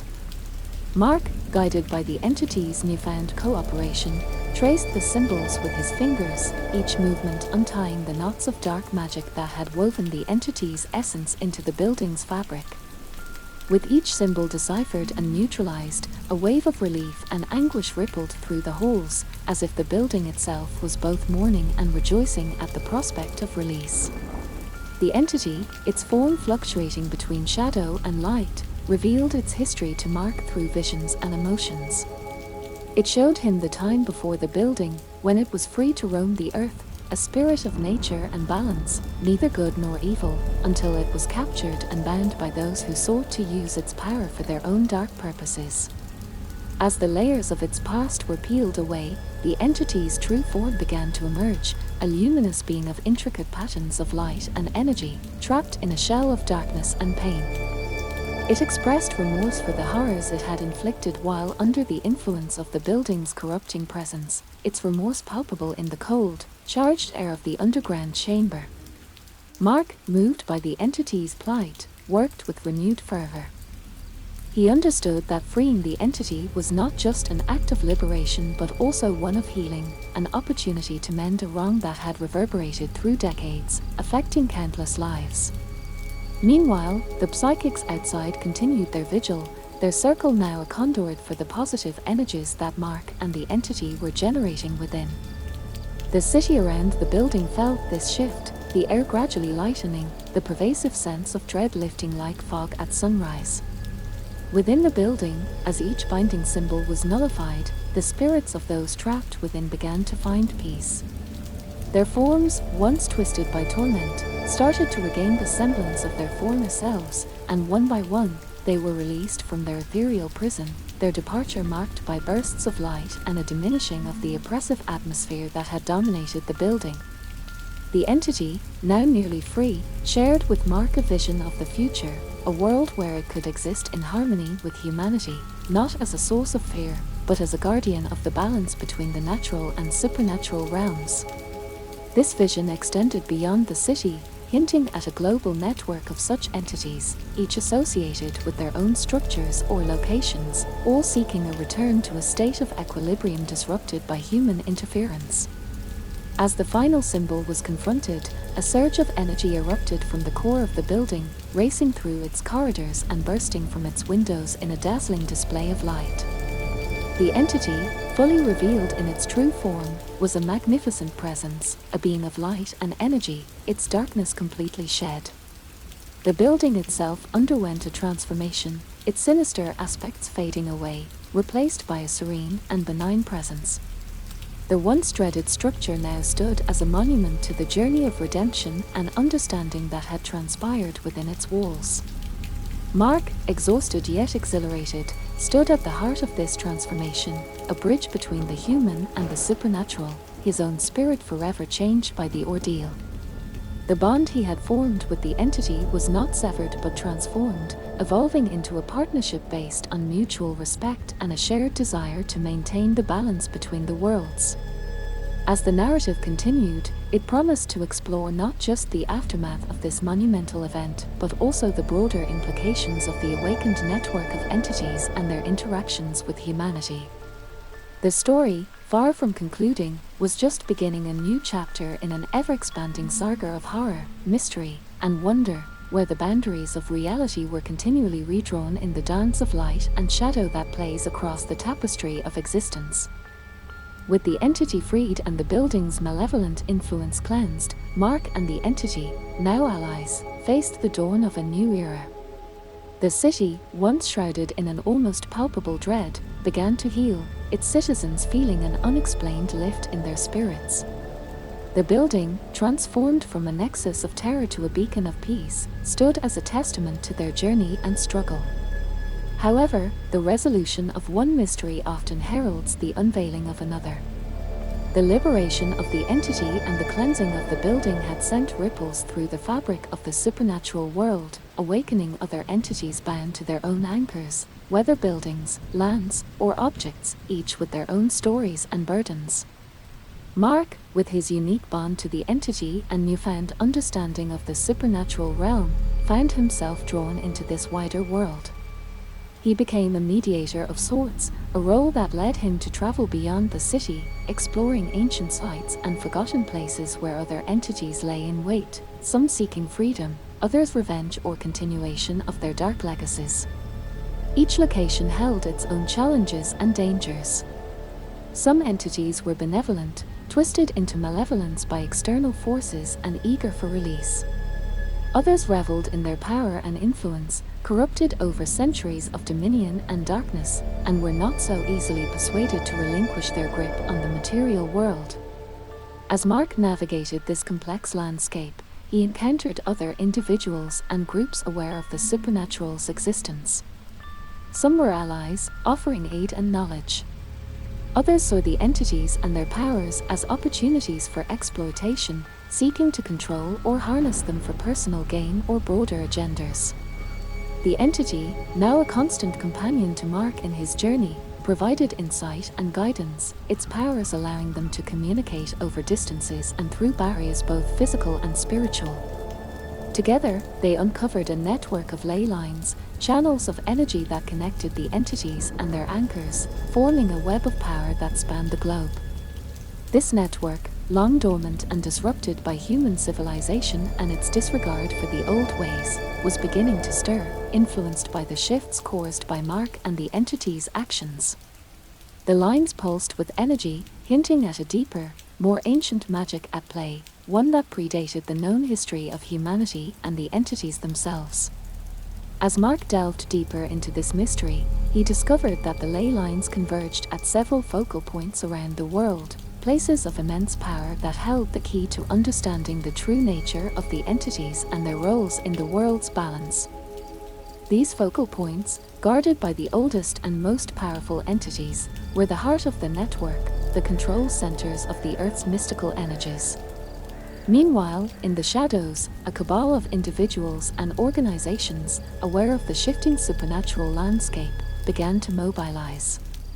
They sought to control the ley lines and focal points, to harness the world's mystical energies for their own ends. Their motives were as varied as their methods. Some sought power, others enlightenment or apocalypse, believing the entities to be harbingers of an end time. Mark's journey became a race against these forces. With the entity's aid, he sought to restore the ley lines to their natural state and protect the focal points from those who would misuse them. Each step forward revealed more of the world's hidden history and the true extent of the supernatural's integration into the fabric of reality. The story, now global in its scope, wove together the threads of ancient myths, forgotten histories, and modern-day conspiracies. Mark, once a simple urban explorer, had become a key player in a world-spanning drama that questioned the very nature of reality and humanity's place within it. As the narrative stretched out, it became clear that the resolution of this saga would not come easily or quickly. The battle between the natural and supernatural, order and chaos, was a cyclical one, eternally played out in the shadows of human awareness, forever influencing and influenced by the beliefs, fears, and desires of humanity. In this ever-evolving story, Mark's actions and choices continued to ripple across the tapestry of existence, shaping and reshaping the future in a narrative that defied a simple conclusion, forever inviting the audience deeper into its labyrinthine mysteries. As Mark ventured deeper into the global network of ley lines and mystical focal points, he uncovered layers of history where the supernatural had silently shaped the course of human events. Each focal point was a wellspring of ancient power, guarded by entities whose existence was intertwined with the land and its history, each with its own story, wisdom, and scars. These guardians, ancient and powerful, were wary of Mark and the entity that accompanied him. They had seen the rise and fall of civilizations, the ebb and flow of human belief and skepticism, and had learned caution. To them, Mark was an anomaly, a human deeply connected to the supernatural yet not fully part of it, wielding a power that could either heal or destroy the delicate balance they maintained. Mark's interactions with these guardians were tense, often fraught with danger. Some tested him, challenging his strength, will, and intentions, while others sought to enlighten him, offering glimpses of the vast tapestry of natural and supernatural history they oversaw. Through these encounters, Mark's understanding of the world's mystical underpinnings deepened, and his purpose grew clearer. He learned that the ley lines and focal points were not just conduits of energy, but the literal threads of reality, stitching together the fabric of the world. When in harmony, they maintained the balance between the physical and spiritual realms, allowing both to thrive. But when disrupted, they could cause chaos, breeding pockets of darkness and despair that could swallow whole communities, or even nations. The Cabal seeking to exploit these energies grew bolder, their actions causing disturbances in the ley lines that reverberated across the world. Natural disasters, outbreaks of violence, and waves of psychic turmoil followed in their wake, symptoms of the Earth's distress as its mystical arteries were tampered with. Mark, the entity, and the guardians of the focal points found themselves allies in a battle against this common threat. They worked to repair the damaged ley lines, to reweave the fabric of reality where it had frayed. Mark acted as a bridge between the human and supernatural, translating intentions and strategies, negotiating truces and alliances among beings whose mistrust of each other ran deep. As he traveled from one focal point to another, Mark also became a beacon for other humans who had sensed the changes in the world's energies. Some sought to assist him, bringing their own knowledge and abilities to the fight. Others, however, were swayed by fear or ambition, seeing in the Cabal's actions a chance to gain power or avert a perceived threat. The narrative expanded, encompassing a mosaic of characters, each with their own perspectives and stakes in the unfolding drama.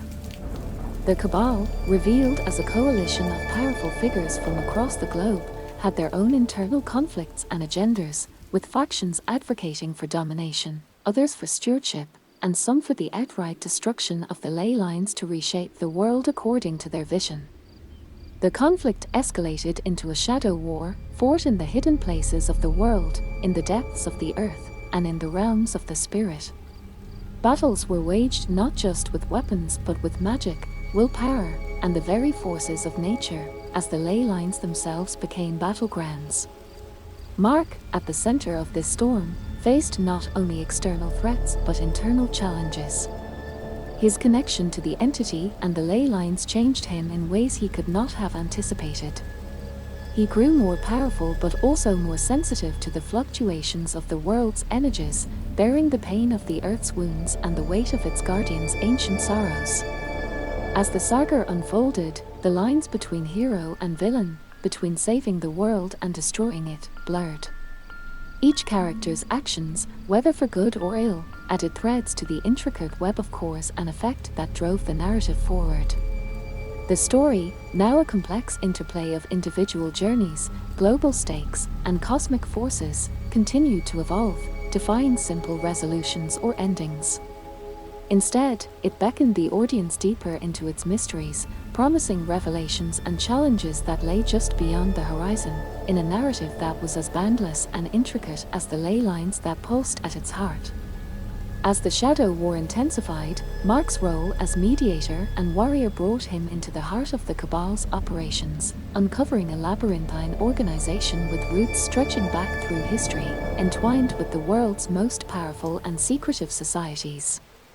The Cabal, aware of Mark's incursions, countered with strategies that blended ancient sorcery with modern technology, creating a formidable arsenal designed to manipulate the ley lines and bend the supernatural to their will. Within this Melik maelstrom, Mark encountered other individuals like himself, those touched by the supernatural, branded by fate or choice to stand at the crossroads of reality. These allies, each bearing their own gifts and burdens, formed a clandestine network, working in the shadows to thwart the Cabal's schemes. Among them was Eleanor, a seer with the ability to glimpse the shifting patterns of the future, her visions a guiding light in the encroaching darkness. Another was Lucre, a geomancer who could read the ley lines like a map, sensing the flow of energies and the wounds inflicted upon the earth. Together with the entity, which had evolved into a guide and protector, they formed a core team, each member complementing the other's strengths and weaknesses. Their journey took them to ancient sites where the veil between worlds was thin, places of power where the ley lines converged. At each site, They performed rituals to heal the land and reinforce the barriers against the Cabal's encroachments. These rituals were not without risks, as they drew the attention of both the Cabal and other, darker entities drawn to the energy surges, leading to confrontations that tested the limits of their abilities and resolve. As the narrative unfolded, the history of the ley lines and the role of the entities began to reveal itself. These were not merely channels of mystical energy, but the threads of creation itself, woven at the dawn of time to bind the world of matter and spirit. The entities, far from being mere inhabitants of this system, were its custodians, charged with maintaining the balance and harmony of the cosmic tapestry. The Cabal's machinations were more than mere power plays. They sought to unravel the ley lines, to rewrite the fundamental laws of existence and reshape reality according to their own design. Their leaders, shadowy figures of immense power and knowledge, believed they could create a new world order, one where the supernatural would be under their control, used as a tool to govern the unawakened masses. Mark and his allies faced not only physical and supernatural threats, but also philosophical and ethical dilemmas. The Cabal, though their methods were ruthless and their goals tyrannical, believed they were saving the world from chaos and destruction, viewing the supernatural as a threat to be contained or eradicated.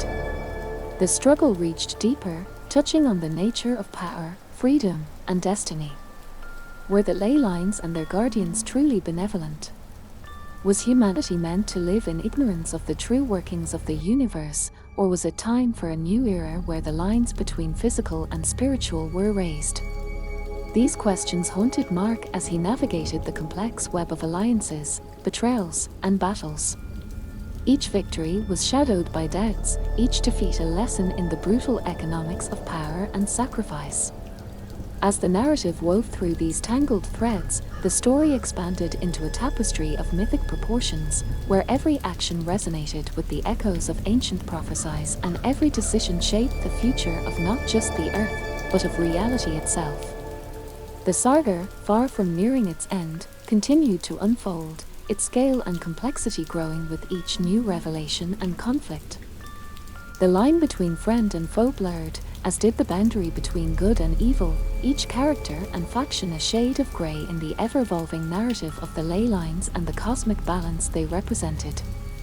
In this world of shadow and light, of ancient magic and modern ambition, the story lingered, perpetually on the brink of the next cataclysmic event, inviting those who dared to journey deeper into its mysteries, where the fate of all creation hung in the balance, poised between destruction and salvation. As the conflict reached its zenith, Mark and his allies launched a final assault on the Cabal's stronghold, a fortress built at the convergence of several powerful ley lines. The air was thick with energy, crackling with the power of the ley lines that the Cabal sought to corrupt. The sky above the fortress roiled with storm clouds, reflecting the tumultuous battle of wills and magic. Inside the stronghold, Mark faced the leader of the Cabal, a figure shrouded in darkness, his eyes glowing with the power of the ley lines he had bent to his will. Words were unnecessary, their intentions were clear as they launched into a cataclysmic duel, their powers clashing in a spectacle of light and shadow. As the battle raged, Mark realized the true extent of the Cabal leader's plan. He was attempting to fracture the ley lines, to shatter the very fabric of reality and recreate it in his image. This revelation fueled Mark's resolve, and he tapped into the collective strength of the entity, the Guardians, and the network of allies he had formed. Outside, the Allied forces led by Eleanor and Lucre fought desperately to break through the Cabal's defenses, their efforts synchronized with Mark's confrontation, each strike against the fortress weakening the Cabal leader's concentration and grip on the ley lines. In the climax of the battle, Mark, drawing on the pure essence of the ley lines, unleashed a surge of raw, unbridled energy. The Cabal leader, overconfident in his control, was taken aback, his defenses momentarily faltering. Seizing the opportunity, Mark channeled the full force of his connection with the entity and the ley lines, directing it at the Cabal leader. The explosion of energy was blinding, a nova of supernatural force that engulfed the fortress, shattering the Cabal leader's hold on the ley lines and dispelling the storm of dark energy he had summoned. As the light faded, the stronghold lay in ruins, the Cabal leader defeated, his plans to remake reality thwarted. In the aftermath, the ley lines began to heal, their energy flows stabilizing and harmonizing with the natural world once more. The entities, freed from the threat of the Cabal, retreated to their domains, their watchful guardianship resumed. Mark, forever changed by his journey, decided to remain a bridge between the human and supernatural worlds, committed to maintaining the balance and preventing future threats. Eleanor and Luker, along with the other allies, formed the core of a new order, one dedicated to protecting the ley lines and fostering cooperation between humanity and the supernatural. The world, awakened to the existence of the ley lines and the entities, entered a new era of understanding and respect for the forces that underpin reality. The story concluded not with an end, but a new beginning, a world where the veil between the natural and supernatural was forever lifted, and the balance between them maintained through vigilance, wisdom, and courage. In this renewed world, the darkness of ignorance and fear was dispelled, replaced by the light of knowledge and unity, ensuring that the horrors of the past would never be repeated.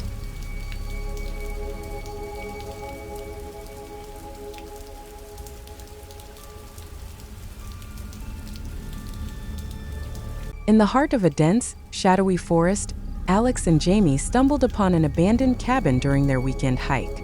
With nightfall rapidly approaching and the path home obscured, they decided to take refuge inside. The cabin, dilapidated and cloaked in mystery, seemed untouched for decades. Amidst the layers of dust and cobwebs, they found a small, unmarked bottle containing a clear liquid. Driven by curiosity and the thrill of adventure, Alex suggested they each take a drop, suspecting it might be some psychedelic substance left by previous visitors. Laughing off the potential dangers, they ingested the liquid, unaware of the true nature of their find. As the night deepened, the effects began to manifest. The walls of the cabin seemed to breathe, and the shadows danced with sinister life. What started as a kaleidoscope of vibrant colors and shapes soon twisted into haunting visions. The once familiar setting of the cabin morphed into an unrecognizable landscape, filled with grotesque, shifting forms and whispers that echoed with malice. The more they tried to escape the nightmare, the deeper they sank into its grasp. Hallucinations took on a terrifying realism. The cabin's decaying walls appeared to bleed, and the whispers turned into cacophonous shrieks. In the chaos of their minds, the line between reality and nightmare blurred. Alex saw shadowy figures slithering towards them, their features a horrifying blend of human and otherworldly traits. Jamie, meanwhile, was convinced the cabin was alive, its wooden structure pulsing like a giant heart, threatening to consume them. In a moment of lucidity, they realized they needed to leave, to escape the nightmarish trip that held them captive. But as they moved towards the door, the cabin seemed to stretch endlessly before them, the exit always just out of reach. Their frantic efforts to reach the door became a torturous loop, each attempt as futile as the last. The once modest cabin now seemed like an endless labyrinth, its corridors and rooms multiplying, reshaping into more distorted and malevolent forms with every turn they took. The air was thick with a sense of malevolence, the walls pulsating with a rhythmic thud that synchronized with their escalating heartbeats. As the hours passed, or was it days, Alex and Jamie's sanity teetered on the edge. The cabin's interior transformed into a grotesque gallery of their deepest fears and regrets.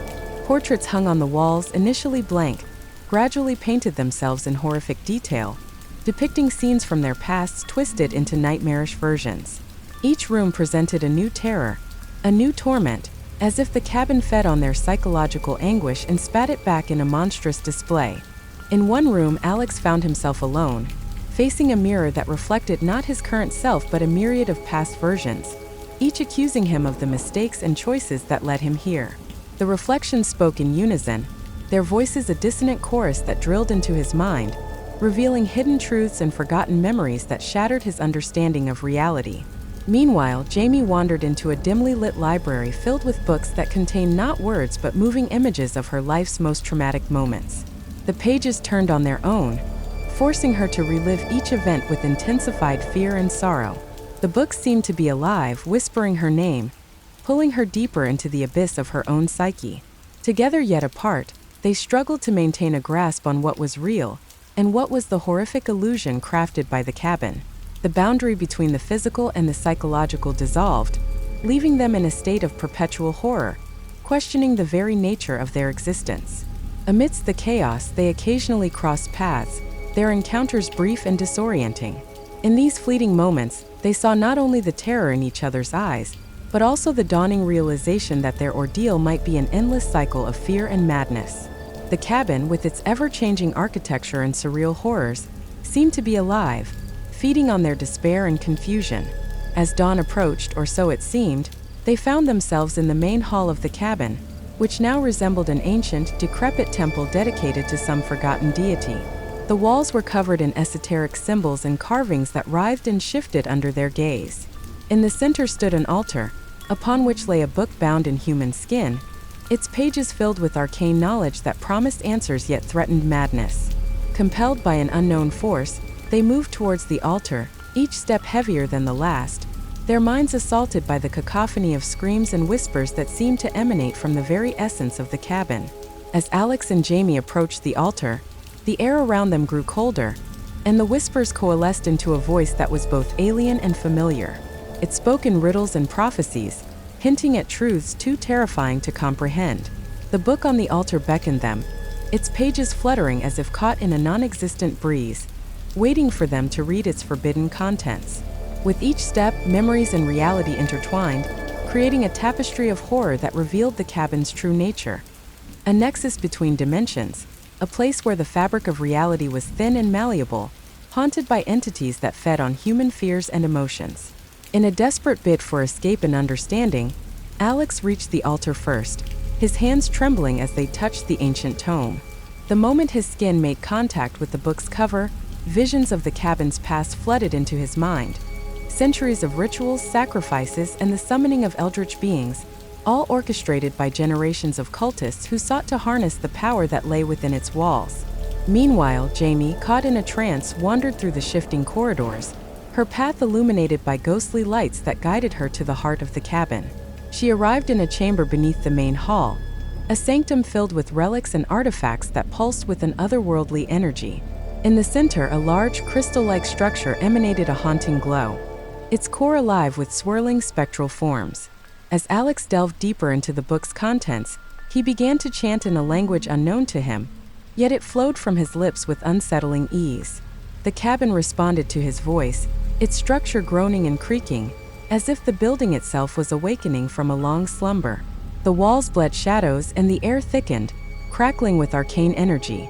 Jamie, drawn to the crystal, reached out to touch it, her hand hovering inches from its surface. The spectral forms within surged towards her, their whispering intensities growing louder, promising freedom and revealing dark secrets meant to be kept from the mortal realm. As their actions unknowingly converged, a tempest of supernatural forces erupted within the cabin. The boundary between worlds weakened further, allowing the nightmarish entities that lurked on the other side to seep into their reality. The cabin, a sentient entity itself, reveled in the unfolding chaos, its hunger for torment and madness nearing fulfillment. Outside, the forest began to wither, as if the life around the cabin was being drained to fuel the arcane ritual unfolding within. The ground trembled, and the sky turned a sickly shade of red, casting an ominous light over the landscape. Inside, Alex and Jamie found themselves caught in the eye of the storm, their minds and bodies the focal point of a cosmic convergence that threatened to unravel the very essence of their being. The cabin, now fully alive and sentient, prepared to usher in a new era of darkness, with them as its harbingers. The tempest raged within the cabin, its walls pulsating with a life of their own, as the barrier between the known world and the abyssal realms thinned to a mere veil. Alex, engrossed in the arcane book, his mind ensnared by its eldritch lore, chanted louder, his voice becoming a beacon for the dark entities clawing at the edges of reality. The air around him crackled with power, the very fabric of existence bending to his will, yet not his own, but that of the cabin's ancient consciousness. Jamie, her hand finally making contact with the crystal, was engulfed in a blinding light. Her consciousness catapulted into a maelstrom of time and space, where she witnessed the creation and destruction of worlds, the birth and demise of stars, and the endless cycle of life and death across the cosmos. The crystal, a nexus of power and knowledge, melded with her being, bestowing upon her the cursed gift of omnipresence and a connection to the cabin's dark heart. The entities, ancient beings of unimaginable power, began to seep through the cracks in the veil, their forms too complex and terrifying for the human mind to comprehend. They swirled around Alex, whispering secrets of forgotten ages, tempting him with promises of power and eternal life. In the center of the storm, the cabin revealed its true purpose, a gateway between worlds, created by a long-forgotten civilization that worshipped these cosmic horrors. As the entities converged on the cabin, the forest outside decayed at an accelerated pace, the life force of every plant, animal, and insect drawn into the maelstrom to satiate the hunger of the cabin and its unearthly inhabitants. The sky turned a deeper shade of crimson, thunder rolling across the heavens, echoing the chaos unfolding within and without. Inside, the distinction between Alex and Jamie, and the cabin's malevolent will blurred further. Alex, now a conduit for the dark forces, his humanity slipping away, stood at the altar, his body racked with energies that mortals were never meant to wield. Jamie, connected to the crystal's vast network of knowledge and power, became the eyes and ears of the cabin, witnessing multiple realities simultaneously, her sanity teetering on the brink.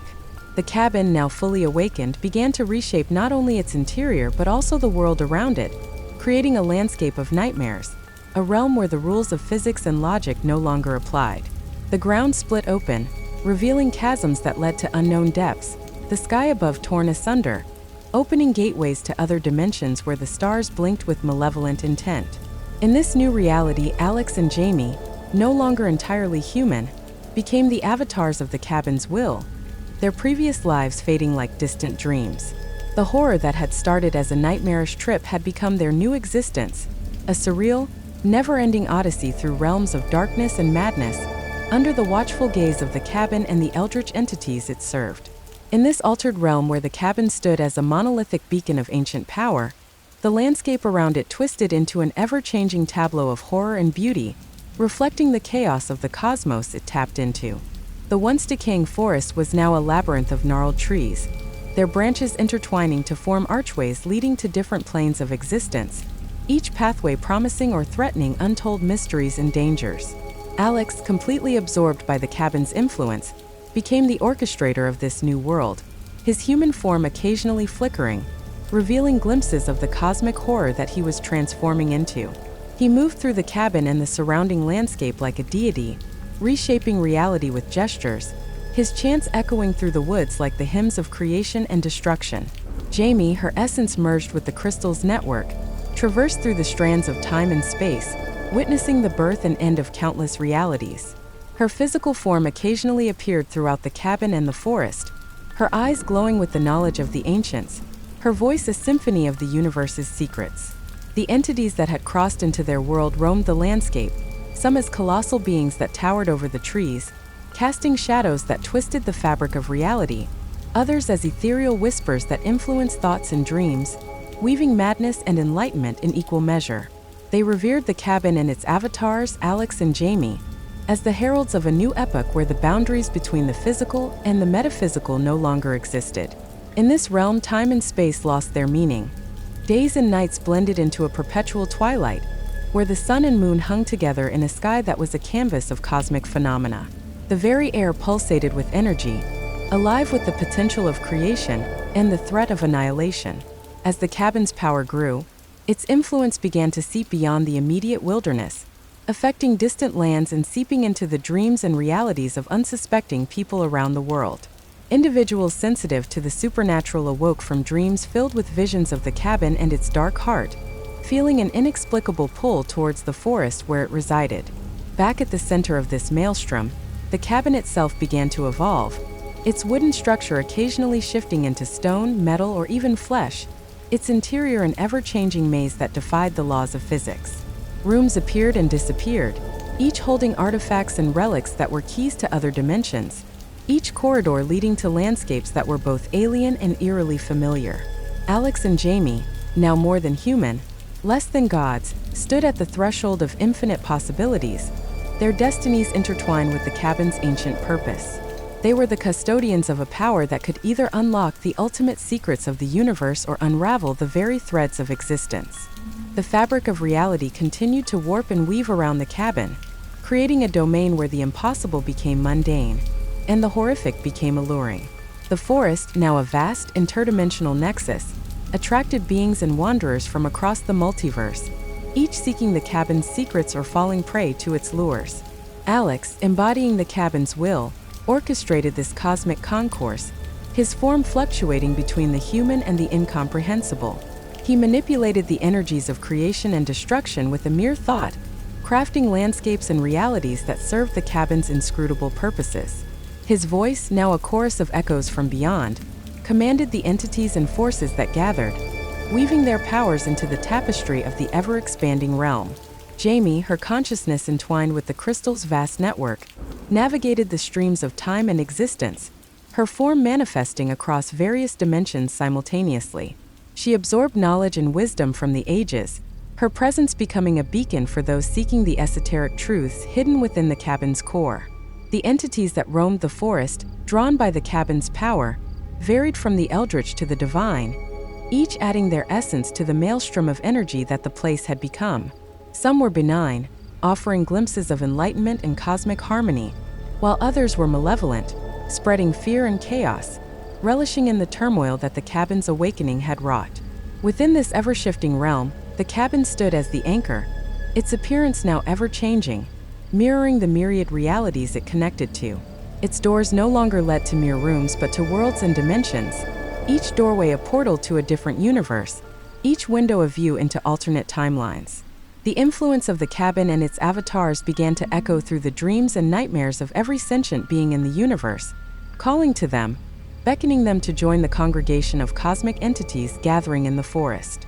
The veil between dream and reality thinned, allowing creatures of myth and legend to step into the world, their presence further blurring the lines between the natural and the supernatural.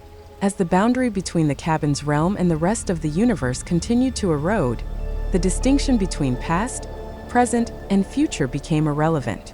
Historical events unfolded anew with different outcomes, future possibilities bled into the present, creating alternate realities that coexisted in a delicate balance, governed by the whims of Alex and Jamie, who were now more phenomenon than individuals, their essences dispersed yet focused, chaotic yet ordered. In this realm of endless possibilities, where the concepts of beginning and end lost their meaning, Alex and Jamie orchestrated a symphony of creation and destruction, a perpetual cycle of rebirth and demise that reflected the nature of the universe itself. Their actions, influenced by the ancient energies of the cabin, shaped the destinies of countless beings and worlds, weaving a narrative that was both a testament to their humanity and a chronicle of their transcendence into something far beyond. In this ever-expanding nexus of realities, the cabin, through Alex and Jamie, began to exert its influence on a cosmic scale. Its roots, metaphorical and literal, extended through the fabric of existence, tapping into the lifeblood of universes, drawing in not only beings of flesh and bone but also entities of energy and thought. Alex, now an avatar of creation and destruction, moved through the multiverse, his form a shifting mosaic of the myriad lives he had absorbed. His presence alone could alter the course of civilizations, birthing new worlds from the ashes of the old. His voice, a confluence of countless souls, spoke in languages that shaped reality, bending the will of both mortal and immortal beings to the cabin's inscrutable agenda. Jamie, her essence intertwined with the crystal's infinite network, became the sentinel of time and space. Her eyes, windows to all realities, saw the endless threads of fate woven by the cabin's desires. She whispered to the stars, her words a melody that resonated across galaxies, guiding the evolution of life and the dance of celestial bodies. Together, they forged a realm where the line between God and monster, savior and destroyer, was indistinguishable. Their actions, driven by the cabin's ancient hunger for knowledge and power, created a symphony of chaos and order, a universe where every note echoed the cabin's will. The entities drawn to this maelstrom of cosmic power served various roles in the unfolding drama. Some became acolytes of the cabin, their existences dedicated to its grand design. Others, resistant to its pull, sought to challenge the avatars, attempting to rewrite the script of reality and carve out their own domains within the ever-shifting landscape. As the cabin's power grew, so too did the complexity of the tapestry it wove. Realities collided and merged, creating hybrid worlds where physics and magic, technology and mythology coexisted in precarious harmony. Civilizations rose and fell in the blink of an eye, their legacies imprinted in the cosmic library that the cabin had become. The forest, once a simple earthly woodland, now spanned dimensions, its trees gateways to realms beyond human comprehension. Creatures of legend and beings of pure energy roamed its paths, their stories intertwining with the fates of all who ventured into its depths. In the heart of this chaos, the cabin remained the constant, its foundation anchored in the unknown forces that had birthed it.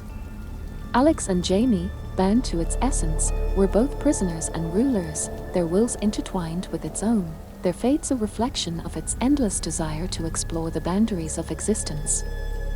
Their journey, a dance on the knife edge of creation, continued to unravel the mysteries of the cosmos, each discovery a note in the eternal song of the universe, a melody composed by the cabin and performed by its avatars, a song without end, a story forever unfolding. As the cabin's influence stretched across the cosmos, the distinction between the avatars and their sanctuary blurred further. Alex and Jamie, now embodiments of the cabin's essence, orchestrated events not only in their own reality but also across the multiverse, their actions resonating like ripples across a vast interdimensional pond. The cabin, a nexus of infinite possibilities, became a focal point for an ever-growing congregation of beings from across the universe. Some came in search of wisdom, others for power, and yet others out of sheer curiosity about this anomaly that defied the natural order of things. Each visitor left a mark, a thread woven into the ever-expanding tapestry of the cabin's history. In this confluence of realities, Alex, with his dominion over creation and destruction, sculpted worlds and life forms, experimenting with the building blocks of existence itself. He summoned celestial bodies into being, ignited new stars, and extinguished others, playing a cosmic game whose outcome was known only to the cabin. Jamie, her consciousness merged with the crystal's network, navigated the streams of fate and destiny. She peered into the hearts of stars and the minds of gods, collecting secrets lost to time, her touch altering the course of history across the multiverse. The entities that had once roamed the forest around the cabin now traversed the interdimensional pathways Alex and Jamie had created, their essences mingling with those of travelers from distant worlds. This intermingling of cosmic forces led to the birth of new realities, where the laws of nature were but a canvas for the inhabitants to paint their desires and fears. Amidst this cosmic ballet, the cabin itself transcended its physical form, becoming a living entity that existed in all times and places. Its doors opened to all corners of the universe, each room a portal to a different dimension, its windows looking out onto scenes of both serene beauty and unspeakable horror. Their harmony between the avatars and the cabin, however, was not unchallenged. Entities of equal or greater power, disturbed by the disruption in the cosmic balance, began to take notice. These beings, ancient and enigmatic, started to converge on the cabin, setting the stage for conflicts that spanned dimensions, threatening the very fabric of the multiverse. In this realm of endless possibilities, alliances were formed and broken, wars were fought in the blink of an eye, and realities were crafted and discarded like tales in a book. Alex and Jamie, once mere humans seeking shelter from a storm, now stood at the center of a cosmic drama, their every decision rippling across existence, shaping the fate of all creation. Their journey through the endless realms of possibility continued, a testament to the cabin's inscrutable will and the indomitable spirit of its avatars.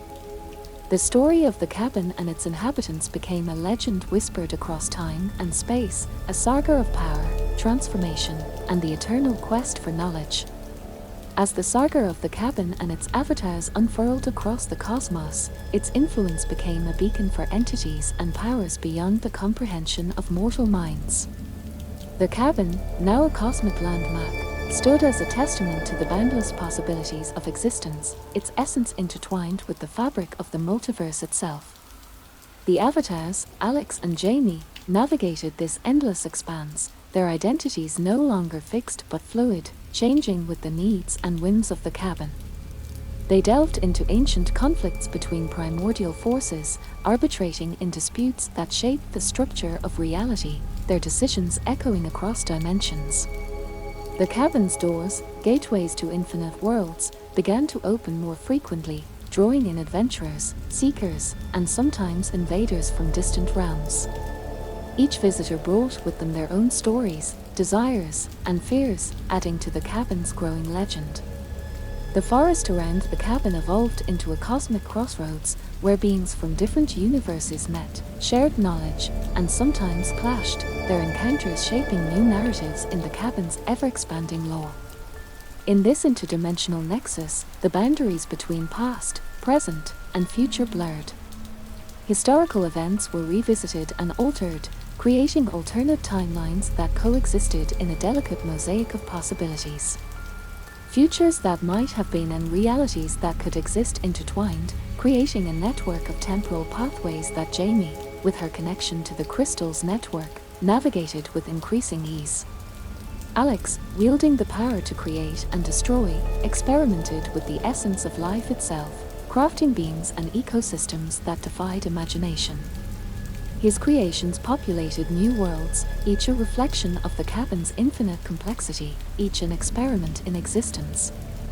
As the cabin's reach extended into the far corners of the multiverse, it attracted the attention of cosmic entities and forces that viewed its growing power as a challenge to the established order of things.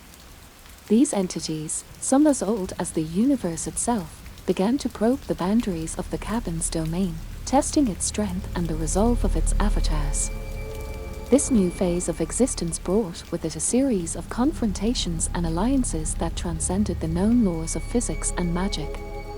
Battles were fought not only in the physical realm but also in the realms of thought, dreams, and possibilities. Each conflict reshaped the landscape of the multiverse, forging new realities from the remnants of the old. In this dynamic and ever-changing tapestry of existence, the cabin and its avatars stood as both creators and protectors, their actions driven by a desire to explore, understand, and occasionally reshape the narrative of the cosmos. Their journey through the myriad paths of reality became a legend, a story told in 1,000 ways across 1,000 different worlds, each version adding to the mythos of the cabin and its enigmatic inhabitants. The saga of the cabin, with its roots buried deep in the primordial past and its branches stretching into the infinite possibilities of the future, continued to unfold, an eternal narrative of exploration, power, and transformation, a story without end, forever spiraling into the depths of the unknown. In the ever-evolving narrative of the cabin, the distinctions between guardian, ruler, and servant blurred for Alex and Jamie. Their existence, now a complex weave of the cabin's will and their own burgeoning powers, faced new challenges as entities from the darkest corners of the multiverse began to converge upon their realm. These beings, drawn by the cabin's growing legend, sought to test its avatar's strength and the depth of their wisdom. The cabin, aware of the looming threats, fortified its boundaries, transforming the surrounding forest into a living fortress, its trees like sentinels, ancient and wise, whispering secrets of defensive arcane arts. The very air thrummed with latent power, ready to repel invaders or ensnare those who dared to breach its sanctum. As the avatars of the cabin, Alex and Jamie found themselves at the heart of cosmic intrigues and celestial wars. They navigated the delicate politics of interdimensional alliances, forging pacts with otherworldly entities whose motivations were as varied as the stars themselves. These alliances, often forged in the heat of conflict or the chill of necessity, added layers of complexity to the cabin's role in the cosmic ballet. Within the ever-shifting walls of the cabin, new chambers and corridors formed, each a repository of knowledge and power accumulated over eons. These spaces were filled with artifacts and relics, each with its own story and hidden strength, waiting to be wielded by the worthy or the daring. In this era of cosmic diplomacy and warfare, the cabin served as both a sanctuary and a battleground. Alex, with his mastery over the forces of creation and destruction, shaped the outcomes of distant conflicts, his decisions rippling through the fabric of realities, altering the fate of worlds and galaxies.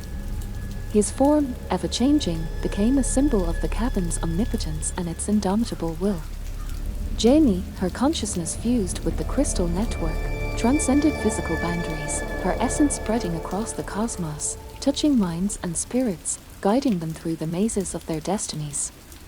Her visions, once confined to the immediate surroundings of the cabin, now encompassed the vast expanse of creation, each glimpse into the future a thread in the intricate weave of time. The conflicts that arose were not merely battles of strength, but contests of intellect, will, and purpose. The cabin and its avatars, through these engagements, evolved, learning and adapting, becoming more than the sum of their parts. Each encounter, each alliance or enmity, was a lesson, a step on the path to a greater understanding of their place in the universe.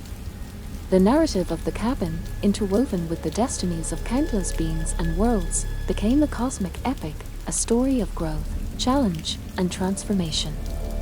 Its influence, once confined to a forgotten forest, now spanned the breadth of existence, touching lives and shaping histories across the multiverse.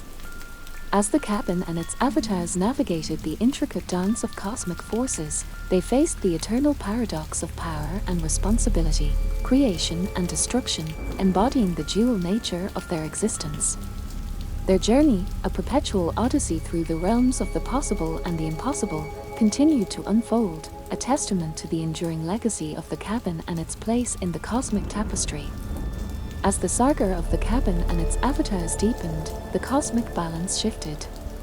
The cabin, a nexus of power and knowledge, attracted not only those seeking wisdom or dominion, but also ancient forces awakened by the disturbances in the fabric of reality. These primordial entities, born from the universe's inception, viewed the cabin's ascendancy as a challenge to the ancient order they upheld. The forest, now a vast, interdimensional expanse surrounding the cabin, pulsed with latent energy, its trees towering monuments to the cabin's legacy, their roots entwined with the threads of reality itself. The air shimmered with potential, charged with the collective power of the cabin, its avatars, and the myriad entities aligned with their cores. In this heightened state of existence, Alex and Jamie, transcending their human origins, became the focal points of cosmic convergences, their actions echoing through the corridors of reality.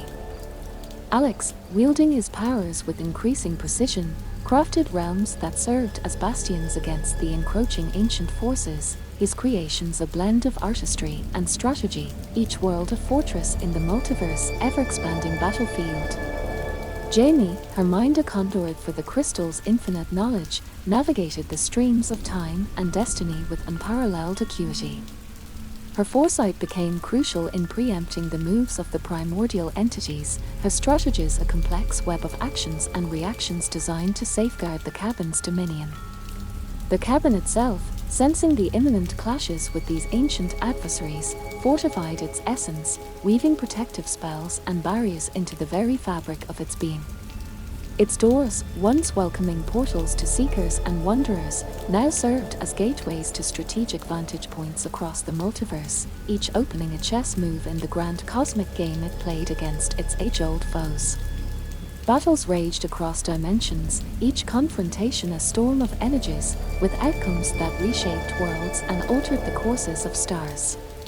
These conflicts, though cataclysmic, were but skirmishes in the larger war, a war that spanned the breadth of time and existence, its stakes the very nature of reality itself. In this era of cosmic strife, alliances shifted like sand. Entities that once stood against the cabin's rise now sought its aid, their enmity replaced by a mutual recognition of the greater threat posed by the awakening primordial forces. These alliances brought new warriors and thinkers into the cabin's fold, each contributing their unique powers and perspectives to the unfolding drama. The cabin, with Alex and Jamie at its heart, became a council chamber for the leaders of the multiverse, its halls echoing with the voices of those who commanded galaxies and dimensions. Together, they crafted strategies and weapons, some forged from the essence of creation, others from the void of destruction, each a masterpiece of cosmic engineering. As the cabin's influence grew, so too did its connection to the multiverse. It became a living archive of universal history and potential futures, its chambers holding the collective knowledge and experiences of countless civilizations. This repository of wisdom served as a beacon, drawing in those who sought to understand the past and predict the future, turning the cabin into a crucible of learning and planning. Amid this melee of cosmic power plays and interdimensional warfare, the cabin and its avatars maintained their pivotal role, balancing their original quest for knowledge and understanding with the necessities of survival and defense. Their journey through the intricacies of existence continued, each challenge faced and overcome adding to the legend that the cabin had become, a legend that echoed through the ages as a symbol of resilience, power, and the unending quest for understanding in the vast, mysterious tapestry of the universe. As the cosmic struggle intensified, the cabin, a bastion of power and knowledge, stood firm against the tide of primordial forces. Its very existence had become a beacon of defiance in the face of ancient entities that sought to reclaim their dominion over the fabric of reality. The forest that surrounded the cabin, now a colossal expanse of interdimensional pathways, bristled with defensive enchantments and traps, a labyrinthine barrier protecting the heart of this cosmic stronghold. Within this fortified sanctum, Alex and Jamie, far transcended from their human origins, wielded their powers with unprecedented mastery. Alex, the creator and destroyer, shaped weapons of unfathomable power and constructed worlds that served as fortresses and sanctuaries for the multiverse defenders. His command over the elemental and existential forces made him a formidable architect of reality's bastions. Jamie, the sentinel of time and space, peered into the weave of destinies, her visions revealing the strategies and machinations of their ancient adversaries. Her insights guided the defense, turning potential defeats into victories, her foresight a beacon of hope in the darkest of times. The Crystal Network, now expanded under her will, acted as a conduit for the collective intelligence and wisdom of countless allies, forming a vast, interlinked consciousness that spanned the cosmos. The cabin itself, sentient and powerful, became the fulcrum of this cosmic war. Its walls, imbued with the essence of creation itself, resonated with the energies of the avatars and their allies, becoming a living testament to the struggle for the soul of the multiverse. Its rooms and halls, infinite in number and possibility, housed the councils of war, the libraries of arcane knowledge, and the chambers of meditation where strategies were born from the melding of minds and spirits. As the battles raged across the stars and dimensions, the cabin's influence seeped into the fabric of the multiverse, altering the course of conflicts and shaping the destiny of all existence. Its presence in the cosmic theater turned the tide of many engagements, its avatars acting as both generals and soldiers in the endless confrontations.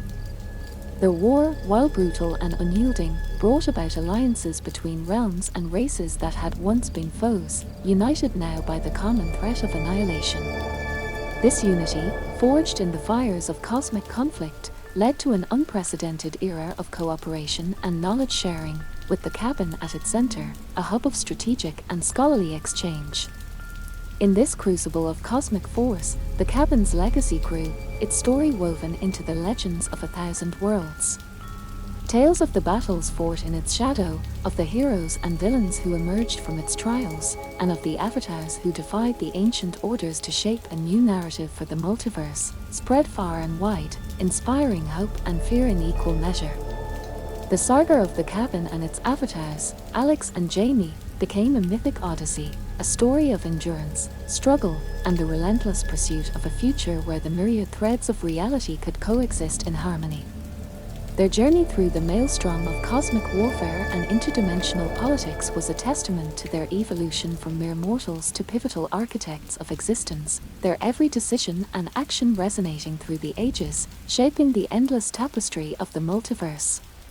In the heart of this interdimensional conflict, the cabin, now an eternal monument to resilience and power, continued to evolve. Its walls, steeped in the essence of countless realities, shimmered with a spectral light, each flicker a tale of triumph and tragedy from the cosmic battlefield. The cabin's roots, delving into the depths of existence, tapped into the primal energies that fueled the ancient entities, drawing strength and wisdom from the very forces that sought to challenge it. Alex, his form an ever-shifting amalgam of the energies he commanded, became a beacon of hope and fear across the multiverse. His creations, worlds crafted as sanctuaries and fortresses, became homes to the displaced and bases for the defenders.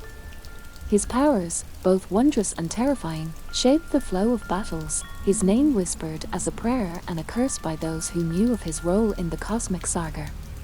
Jamie, her consciousness intertwined with the fabric of reality, navigated the streams of time with an unmatched precision. Her visions, clearer and more profound, unveiled the hidden machinations of their foes, revealing weak points and predicting moves in the intricate dance of cosmic strategy. Her connection to the crystal network, now a vast interdimensional web, allowed her to marshal the forces of the multiverse with a thought, her will resonating across the expanse of creation.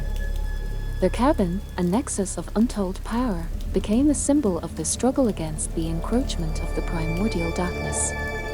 Its influence, once confined to the forest and its immediate surroundings, now spanned galaxies and dimensions, its essence a part of the cosmic fabric.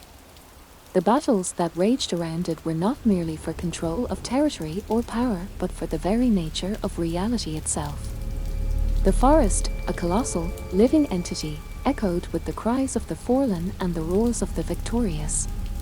Each tree, each leaf, and each blade of grass bore witness to the ebb and flow of the cosmic tide, their existence a testament to the cabin's enduring legacy.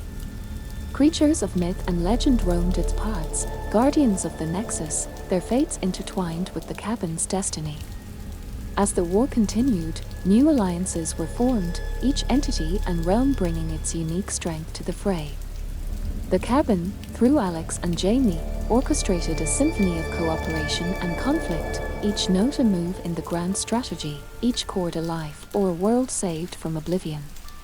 The ancient entities, awakened from the dawn of time, brought forth their might against the cabin and its allies.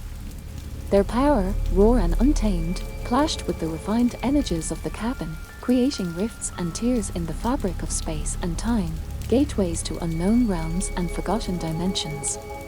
In this chaos of creation and destruction, the cabin stood as a beacon of stability and hope, its avatars wielding powers that balanced the scales of cosmic justice.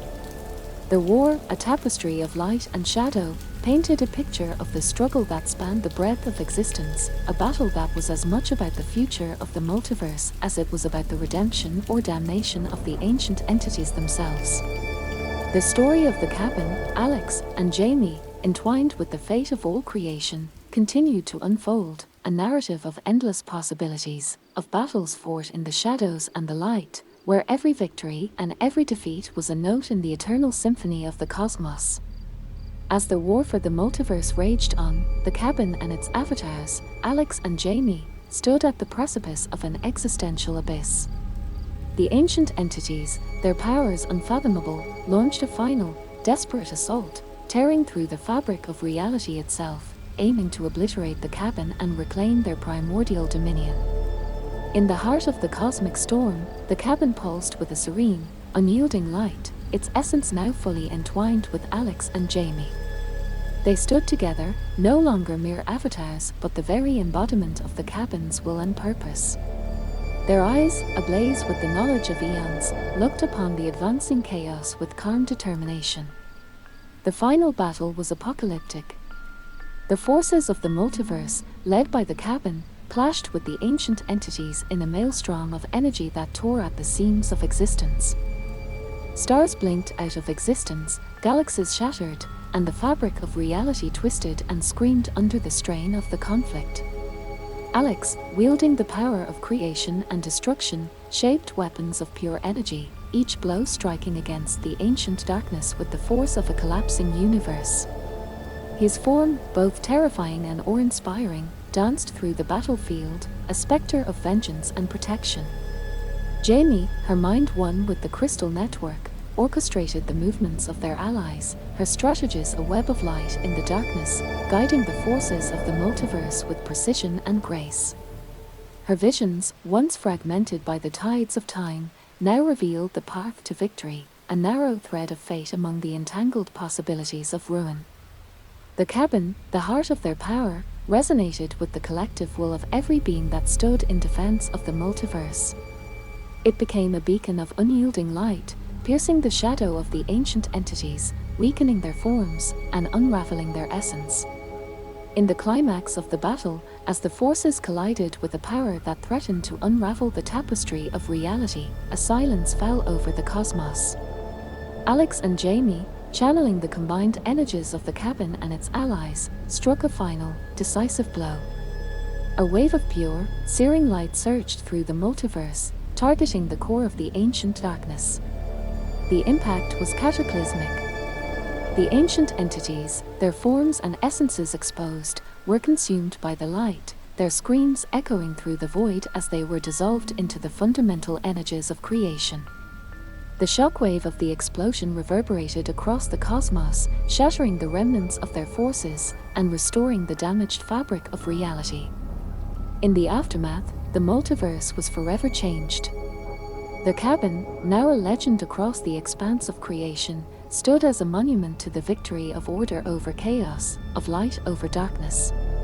Alex and Jamie, their forms no longer bound to the physical realm, ascended to a state of existence beyond comprehension, guardians of the balance they had fought so fiercely to preserve.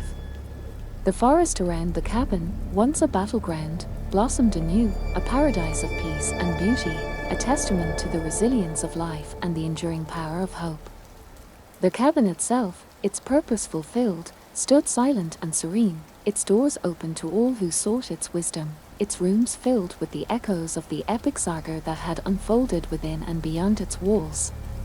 The story of the cabin, Alex, and Jamie became a cosmic legend, a tale of courage, sacrifice, and the unyielding fight against the darkness that lies in wait at the edge of reality, a reminder of the light that shines within all beings, capable of overcoming the greatest of terrors. And so, the cabin in the forest remained, a sentinel on the boundary between light and dark, a beacon for the travelers of the stars, and a symbol of the eternal struggle and harmony of the cosmos.